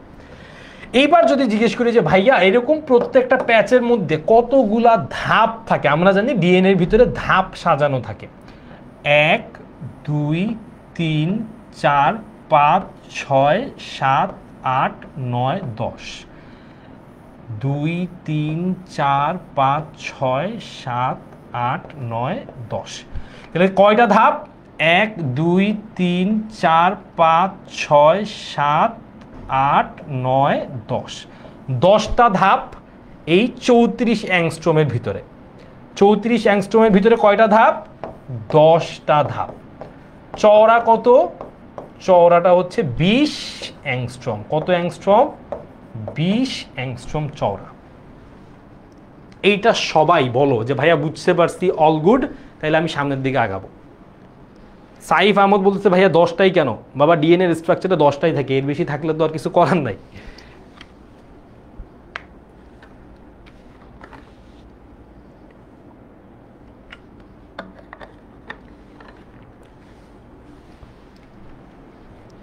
ঠিক আছে, বুঝতে পারছে সবাই? আচ্ছা, তাহলে তোমাদেরকে বলছি একটা ঘূর্ণন, এটা হচ্ছে একটা ঘূর্ণন, যা কিছু লিখছি সব কয়টার জন্য লিখছি? একটা ঘূর্ণনের জন্য লিখছি। আমাকে এখানে কয়টা ঘূর্ণনের কথা বলছে? 50টা ঘূর্ণনের কথা বলছে। তাহলে একটারটাকে 50 দিয়ে গুণ করলে যা আসে সেটাই হচ্ছে কি একটা ঘূর্ণন। 34, 50 ইন্টু 34 কত হয় সবাই একটু বলে ফেলো।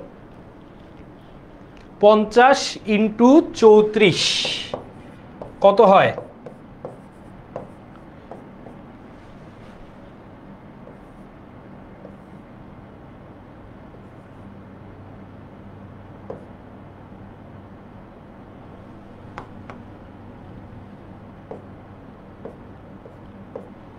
দেখো তো 1700 আসছে না?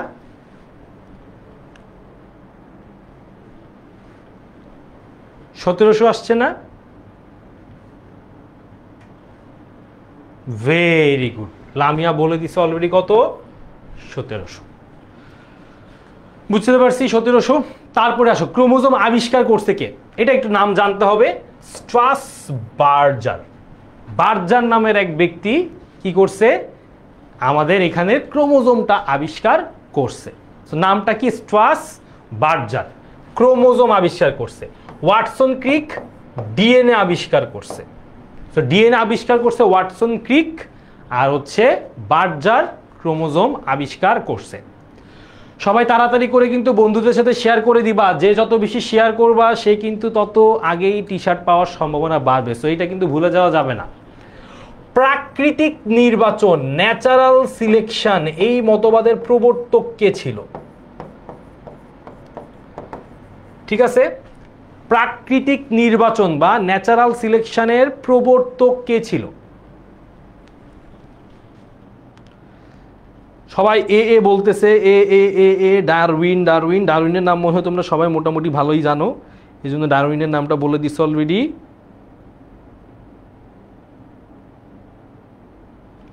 রাইট। সো এইটা সবাই খুব ভালো পারে। এটা হচ্ছে ডারউইন, সহজ। Natural selection, Darwin. যার শক্তি যত বেশি সে টিকে থাকবে, যার শক্তি নাই সে মারা যাবে। একই কথা বারবারই বলতেছি, তোমরা কোনোভাবে যাতে আমাদের এই যে কষ্ট করে আমরা ক্লাস নিই সেটা মিস যাতে না করো। এইখানে সবসময় জয়েন্ট থাকবা এবং সব কিছু তোমাদের জন্য এখানে রেডি করে দেয়া আছে। জনসংখ্যা তত্ত্বটা কার লেখা? এই যে এমসিকিউগুলো দেখাচ্ছি, এই এমসিকিউগুলো সবগুলাই একটু মুখস্থ টাইপ, এবং তোমাদেরকে জাস্ট রিমাইন্ডার দিচ্ছি যে এইরকম টাইপের এমসিকিউগুলোও কিন্তু আসে, বাট এগুলা লেস ইম্পর্টেন্ট। কারো কাছে যদি মনে হয় যে ভাইয়া এটা তো অনেক বেশি কঠিন, মনে থাকে না, ফাইন, এগুলা নিয়ে তো মানে ওরিড হওয়ার কিছু নাই। বাট এইখান থেকে আমি এইটা দেখানোর জন্য রাখছি যাতে তোমার মাথায় থাকে যে ভাইয়া এই রকমের নামগুলা প্রশ্নগুলো আসে। আর আমি এইখানে যেগুলা রাখছি এগুলা পরীক্ষাতে ফ্রিকুয়েন্ট আসে, বাট এই টাইপটা লেস ইম্পর্টেন্ট টাইপ। হ্যাঁ, হয়তো বা তোমার 25টা এমসিকিউর মধ্যে একটা বা দুইটা এই টাইপ আসবে, বাট এই টাইপের মধ্যে যেগুলো মোস্ট ইম্পর্টেন্ট সেগুলো কিন্তু আমি স্লাইডে দিয়ে রাখছি। স্লাইডেরগুলাই যদি জাস্ট পড়ো হয়ে যাবে ইনশাল্লাহ। আর স্লাইডটা কীভাবে পাবা? যদি তুমি শেয়ার করো স্লাইডটা ইনবক্সে পৌঁছায় যাবে, আর সবচেয়ে বেশি শেয়ার করলে সাথে বোনাস হিসেবে টি শার্টটাও পাবা। সো এটার অ্যান্সারটা বলে দিই, এটা অ্যান্সার হচ্ছে টমাস ম্যালথাস। এটা বোঝানোর কিছু নাই, জাস্ট একটু দেখলেই বুঝে যাবা। আসো, এইটা একটু ইম্পর্টেন্ট। সাধারণত শতকরা কতজন পুরুষ বর্ণান্ধ হয়? মানে যারা কালার দেখতে পারে না, হ্যাঁ, সবুজ কালার, লাল কালার এগুলো দেখতে পারে না। শতকরা বলছে 100 জনের মধ্যে 10 জন, মানে হচ্ছে 10% মানুষ বর্ণান্ধ হয়। 10% মানুষ বর্ণান্ধ হয়। সো এই যে দেখো, আমরা লিখে নিব 10%। এটা একটু মনে রাখতে হবে। এইটা কিন্তু এমসিকিউর জন্য একটা ইম্পর্টেন্ট টাইপ। অনেকবারই এই প্রশ্নটা আসছে যে কত পার্সেন্ট মানুষ বর্ণান্ধ হয়ে থাকে। ডারউইন 1858 সালের কোন তারিখে তার ন্যাচারাল সিলেকশন তত্ত্বটি পেশ করেন? বলবা ভাই এটা কি ইতিহাস পড়তে আসছি, ইতিহাসের ক্লাস? কিন্তু এটাই দেখানোর উদ্দেশ্য যে বাবা এটা কিন্তু বোর্ড প্রশ্ন, এটা বোর্ডে আসছে। কিন্তু বলছি লেস ইম্পর্টেন্ট টাইপ। আমার স্লাইডে যে কয়টা আছে সে কয়টা পড়লেই তোমার এই টাইপটা আর অন্য কোথা থেকে কষ্ট করে পড়া লাগবে না। তো যেহেতু মুখস্থ বোঝানোর আর তেমন কিছু নাই এটাতে, সো এইটা জাস্ট আমরা অ্যান্সারটা বলে ফেলি। এটা কি 1858 সাল, সালটা দিয়ে দিছে, তারিখ জিজ্ঞেস করছে। বাবারে বাবা, অনেক কঠিন প্রশ্ন, তাই না? অনেক কঠিন প্রশ্ন জিজ্ঞেস করছে। এটা হচ্ছে মূলত 1 জুলাই হবে, ঠিক আছে? এটা 1 জুলাই, এটার অ্যান্সারটা হচ্ছে 1 জুলাই। সো আমাদের এখান থেকে যদি তোমরা দাগানো বইটা, অনেকে জিজ্ঞেস করতেছিলে যে ভাই দাগানো বই কিভাবে পাবো, দাগানো বইটা পাইতে তুমি 16910-তে কল করলে আমরা সবগুলা বই সুন্দর করে দাগায় সব রেডি করে রাখছি তোমাদের জন্য। জাস্ট ফোন করলেই তোমরা পুরো প্রসেস সম্পর্কে জেনে যাবা, ঠিক আছে? অল গুড, বুঝে ফেলছি আমরা। আসুন, জীবের বংশগতির বৈশিষ্ট্য সঞ্চারিত হয় কোনটার মাধ্যমে? বংশগতীয়। বাবা, খাদ্য দিয়ে কি জীবনে বংশগতির কোনো সম্পর্ক আছে? নাই। রক্ত দিয়ে বংশগতির কোনো সম্পর্ক আছে? নাই। নিঃশ্বাস প্রশ্বাসের সাথেও নাই। কি সুন্দর করে কেটে দিছি। এইরকম প্রশ্ন আসলে তো পরীক্ষায় 100-তে 100 পাবা, কিন্তু এরকম প্রশ্ন সহজ বোর্ডে কিন্তু আসে। তাহলে বংশগতির সাথে সম্পর্কিত কে? বংশগতির সাথে সম্পর্কিত হচ্ছে জিন। একদম সহজ। লামিয়া বলতেছে ভাই এত সহজ কোশ্চেন দেখলে বিরক্ত লাগে। হ্যাঁ, কিন্তু সহজ কোশ্চেনও কিন্তু বোর্ডে আসে, সহজগুলোও অনেকে ভুল করে। তাহলে বুঝো যে যখন আমরা দেখি যে তুমি সহজ প্রশ্ন ভুল করছো, তখন তো আরো বেশি বিরক্ত লাগে। ডিএনএ ডাবল হেলিক্সের ব্যাস মানে চওড়াটা কত? একটু আগে দেখাইছি, চওড়াটা কত? মাত্র বলছি চওড়াটা এইটা। আমি আর অ্যান্সার বলবো না, এটা আমি জাস্ট একটু আগে বলছি। দেখি কয়জন ক্লাসে মনোযোগী ছিল। দেখি সবাই তাড়াতাড়ি করে এটার অ্যান্সারটা বলে ফেলো। সবাই তাড়াতাড়ি করে এইটার অ্যান্সারটা বলে ফেলো।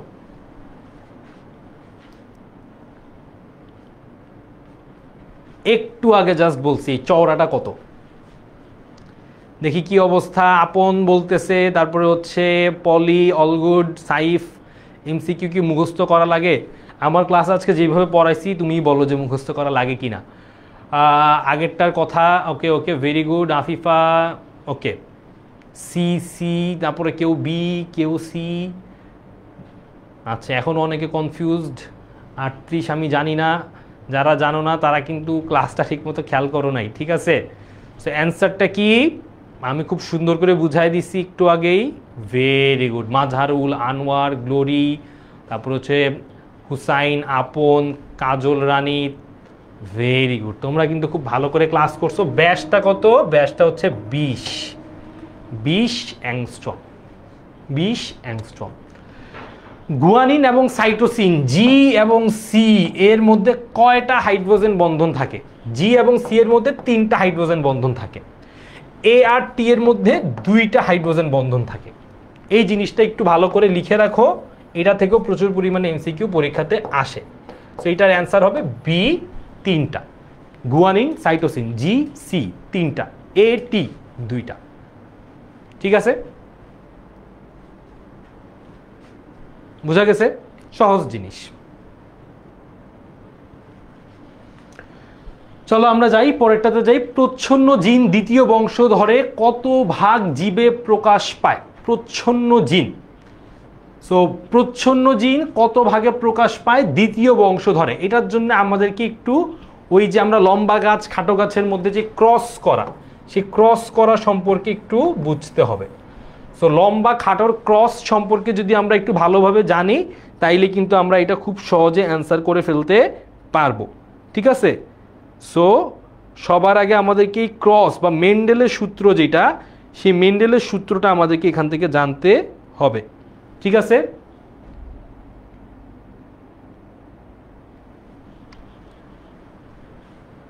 হাফিফা কাউসার মাত্র ক্লাসে জয়েন করছে, আরে একদম শেষের দিকে আমরা। সো এইটা হচ্ছে মূলত 1/4 জীবে মূলত দ্বিতীয় বংশধরে প্রকাশ পায় প্রচ্ছন্ন জিন। ঠিক আছে, ভেরি গুড। লামিয়া তো অ্যান্সার দিয়ে ফেলছে, 1/4। তাহলে এটা হচ্ছে একদম সহজ। এটা জাস্ট তুমি যদি ক্রসটা বুঝো, মেন্ডেলের সূত্রটা, মেন্ডেলের সূত্রটা কিন্তু তোমাদের সিকিউ এর জন্য, এমসিকিউ এর জন্য খুবই ইম্পর্টেন্ট। সো মেন্ডেলের সূত্র, ওই যে খাটো গাছ লম্বা গাছ, এটার মধ্যে যে তোমার ক্রস করি আমরা, এই ক্রসটা একটু আমাদেরকে খুব ভালো করে বুঝতে হবে। ঠিক আছে, অল গুড। চলো, ডিএনএতে কোন নাইট্রোজেন বেস থাকে না? ভেরি ভেরি ইম্পর্টেন্ট এমসিকিউ, একদম ভেরি ভেরি ইম্পর্টেন্ট একটা এমসিকিউ, প্রচুর পরিমাণে পরীক্ষাতে এটা আসে। ডিএনএতে কোনটা থাকে না? ডিএনএতে অ্যাডেনিন এ থাকে, টি থাইমিন থাকে, ইউ আর জি। তাহলে দেখো তো সবাই, এ থাকে, টি থাকে, জি থাকে, আরেকটা থাকে সি, ইউ কিন্তু থাকে না। ইউ কোথায় থাকে? ইউ থাকে আরএনএতে, ঠিক আছে? সো ইউরাসিলটা থাকবে না, ঠিক আছে? অল গুড, বুঝতে পারছি সবাই? এইটা আমাদেরকে খুব ভালোভাবে মাথায় রাখতে হবে। চলো তাহলে সামনে আগাই। ডারউইনের প্রাকৃতিক নির্বাচন মতবাদ কাদের দ্বারা অনুপ্রাণিত? এটা খুবই লেস ইম্পর্টেন্ট টাইপ, বাট এই জিনিসটা হচ্ছে তোমার জাস্ট পরীক্ষাতে, আমি কি বলছি, লেস ইম্পর্টেন্ট টাইপটা জাস্ট আমার 50টা এমসিকিউ যতগুলো স্লাইডে আছে তুমি এইগুলা জাস্ট দেখতেই হবে, আলাদা করে আর এখান থেকে পড়া লাগবে না। সো এটা ইজি, আমরা বলে দিই ম্যালথাস আর ওয়ালেস, এগুলো একটু বাবারা মুখস্থ করা লাগবে, বাট বেশি না। আমার স্লাইডে যে কয়টা আছে সে কয়টা করলেই হবে, এর বাইরে খুব একটা তোমার লাগবে না। সো যারাই শেয়ার করতেছো তারা কিন্তু স্লাইডটা পেয়ে যাবা, তারা আমার স্লাইডটাকে দেখে পড়ে নিলি তোমারটা ডান। এরকম মুখস্থ করার পার্টগুলো আর বই থেকে পড়ার দরকার নাই। আমার স্লাইডে যে কয়টা আছে এগুলোই মোস্ট ইম্পর্টেন্ট, এগুলোই পরীক্ষাতে বেশি আসে বা আসছে। চলো সামনে যাই। পিতামাতার বৈশিষ্ট্যগুলো সন্তান সন্ততিতে সঞ্চারিত হওয়ার প্রক্রিয়াটাকে কি বলে? জীবপ্রযুক্তি তো জীবনেও না, অনুলিপন তো ডিএনএ থেকে ডিএনএ, তাহলে বাকি থাকলো দুইটা, একটা হচ্ছে বংশগতি আর একটা হচ্ছে নিষেক। নিষেক তো আমরা জানি খুবই সহজ, এটা হচ্ছে পুং গ্যামেট আর স্ত্রী গ্যামেটের মিলন। তাহলে এইটার সাথে তো এইটার সম্পর্ক নাই, মানে সম্পর্কটা বলতে এই প্রক্রিয়াকে তো নিষেক বলে না, তাহলে একটাই বাকি থাকলো, সেটা হচ্ছে বংশগতি। কি বলবো আমরা? বংশগতি। বুঝে ফেলছি না সবাই? সবার কাছে ক্লিয়ার বিষয়গুলা? তাসনিয়া বলতেছে ভাই আমি শেয়ার করি, স্লাইড দেয় না। স্লাইড আজকে এমনিই পেয়ে যাবো, যদি কেউ স্লাইড না দেয় আমি ক্লাস শেষ করে তোমাদের জন্য স্লাইডটা আপলোড করে দিব, কোনো সমস্যা নাই। অল গুড, বুঝতে পারছি। আসো এবার সামনের দিকে আগাই, এবং অনলাইন ক্লাস নিয়ে অলরেডি আমরা আমাদের সবগুলা প্ল্যান তোমাদেরকে বলছি, দাগানো বই পাবা, মডেল টেস্ট পাবা, সাজেশন পিডিএফ পাবা, রিভিউ ক্লাসও পাবা। এই প্রত্যেকটা জিনিস কম্প্যাক্ট হইতে আমাদের অনলাইন ব্যাচে সাজানো আছে, এবং তুমি যদি সবগুলা পরীক্ষার পূর্ণ প্রিপারেশন পাইতে চাও 16910-তে তুমি ফোন করে কিন্তু অনলাইন ব্যাচে ভর্তি হয়ে যাইতে পারো। বাংলাদেশের শতকরা কত ভাগ লোক বর্ণান্ধ? এটা আমরা একটু আগেই দেখছি, বর্ণান্ধতার পার্সেন্টেজ হচ্ছে 10%। সো জাস্ট বাংলাদেশ কথাটা লাগাই দিলে কিন্তু কনফিউজ হওয়া যাবে না। বর্ণান্ধতা এটার পার্সেন্ট 10, বাংলাদেশেও 10, ঠিক আছে? সহজ জিনিস। ডিএনএ গঠনে পাশাপাশি দুইটা নিউক্লিওটাইডের মধ্যবর্তী দূরত্বটা কত? ঠিক আছে, পাশাপাশি দুইটা নিউক্লিওটাইডের মধ্যবর্তী দূরত্বটা কত? দেখি এটা তাড়াতাড়ি করে অ্যান্সার করে ফেলো। এইটা কিন্তু আমি জাস্ট একটু আগে শিখাইছি, মাত্র শিখাইছি, সো এইটা যাতে কারো ভুল না হয়। তারপর আমি এটা একটু বুঝাই দিই, সহজ করে দেখাই দিই, দেখি তারপরে যদি কেউ অ্যান্সারটা ভুল না করে। ধাপ বলছি 1 2 3 4 5 6 7 8 9 10টা। কয়টা? 10টা। এই 10টা মিলায় হচ্ছে কত? 34 অ্যাংস্ট্রম। তাহলে আমি যদি জিজ্ঞেস করি এবার যে ভাইয়া এইটা থেকে এইটা দূরত্ব কত, তাহলে পুরাটা হচ্ছে 34, কয়টা ভাগে ভাগ করা? 10টা ভাগে ভাগ করা, তাহলে কত আসবে? 3.4 অ্যাংস্ট্রম। তার মানে এই দুইটার মধ্যে দূরত্ব কত? দুইটার মধ্যে দূরত্ব 3.4 অ্যাংস্ট্রম, ঠিক আছে? এখানে দুইটা নিউক্লিওটাইডের মধ্যবর্তী দূরত্ব মানে এই দুইটার মধ্যবর্তী দূরত্ব আমাদের কাছে চাইছে। সহজ, বুঝে ফেলছি? Very good. আসো, থ্যালাসেমিয়া রোগের কারণ কোনটা? বর্ণান্ধতার মেইন এখানে যে থ্যালাসেমিয়ার কারণটা কি? থ্যালাসেমিয়া রোগের কারণ, থ্যালাসেমিয়া রোগে কি হয়? রক্তের সমস্যা হয়। রক্ত, কোন রক্ত? লোহিত রক্ত। সো লোহিত রক্তকণিকার সমস্যা হইলে সেটাকে আমরা বলি থ্যালাসেমিয়া। কি বলি? থ্যালাসেমিয়া। তো থ্যালাসেমিয়াতে কি হয়? লোহিত রক্তকণিকার প্রবলেম হয়। তো ত্রুটিপূর্ণ লোহিত রক্তকোষ সেটাই হচ্ছে থ্যালাসেমিয়া। লোহিত রক্তকণিকায় কয় ধরনের প্রোটিন থাকে? এইটা খুব ইম্পর্টেন্ট একটা টপিক। লোহিত রক্তকণিকায় মূলত দুই ধরনের, একটাকে বলি আমরা আলফা আর একটাকে বলি আমরা বিটা গ্লোবিউলিন। এইটা একটু সবাই লিখে রাখতে পারো, এটা খুব ইম্পর্টেন্ট একটা টপিক। একটাকে বলি আমরা আলফা আর একটাকে বলি আমরা বিটা গ্লোবিউলিন। এই দুইটা ধরনের প্রোটিন বা দুইটা ধরনের আমিষ জাতীয় পদার্থ লোহিত রক্তকণিকায় থাকে। ঠিক আছে? হ্যাঁ তাসনিয়া, তুমি 16910 এই নাম্বারে ফোন দিয়ে তুমি বিস্তারিত জেনে নিতে পারবা। সবাই বুঝতে পারছি? দুইটা ধরনের প্রোটিন, একটা আলফা আর একটা বিটা। ওয়াটসন এবং ক্রিক কর্তৃক ডিএনএ ডাবল হেলিক্স কত সালে আবিষ্কার হয়েছে? এটা যেহেতু তোমরা ম্যাক্সিমাম বলবো ভাই ইতিহাস 1953, আমি বলে দিলাম, বাট এইটাও আবার বলে দিই, এইরকম মুখস্থ টাইপের যতগুলো এমসিকিউ আমার স্লাইডে আছে সবগুলো যদি তুমি বুঝে ফেলো, মুখস্থ করে একটু জাস্ট মাথায় নিয়ে ফেলো, আমার স্লাইডে যে কয়টা আছে আর লাগবে না, এর বাইরে খুব একটা প্রয়োজন নাই, কারণ যেগুলো বেশি আসে ওগুলোই আমি তোমাকে এখানে স্লাইডে অ্যাড করে দিছি। সো স্লাইডটা পাইতে তাড়াতাড়ি করে শেয়ার করে ফেলবা, যাতে তোমাকে আমরা স্লাইডটা ইনবক্সে পাঠায় দেই। ডিএনএ এর পূর্ণরূপ কি? এটা যে পারবে না তার সামনে পরীক্ষা দেওয়াটা খুবই ভয়াবহ অবস্থা। সো এইটার অ্যান্সার আমি বলবো না, এটার অ্যান্সার তোমরা বলে দাও। এটার অ্যান্সার তোমরা বললে আমরা মোটামুটি ক্লাসের একদম শেষের দিকে।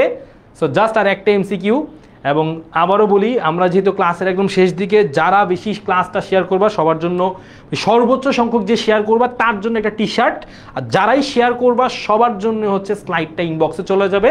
স্লাইডে গেলে তুমি এখান থেকে মোস্ট ইম্পর্টেন্ট যেই টপিকগুলো এমসিকিউগুলো, যেমন আমি দেখাইছি কিছু এমসিকিউ মুখস্থ করতে হয়, মনে রাখতে হয়, এটা বারবার তোমাকে লাগবে। সো তুমি অনেক বেশি যদি বইয়ের সব ইনফরমেশন জানতে চাও এটা মাথায় রাখতে পারবা না। আমি আমার স্লাইডে মোস্ট ইম্পর্টেন্টগুলো অ্যাড করে দিচ্ছি, এগুলো পড়লেই তোমার পরীক্ষার অন্যগুলো লাগবে না। সো এটার অ্যান্সার সবাই সি বলতেছে, অবশ্যই সি ছাড়া অন্য কোনো অ্যান্সার যদি বলতা তাহলে তো এটা খুবই দুঃখজনক হইতো।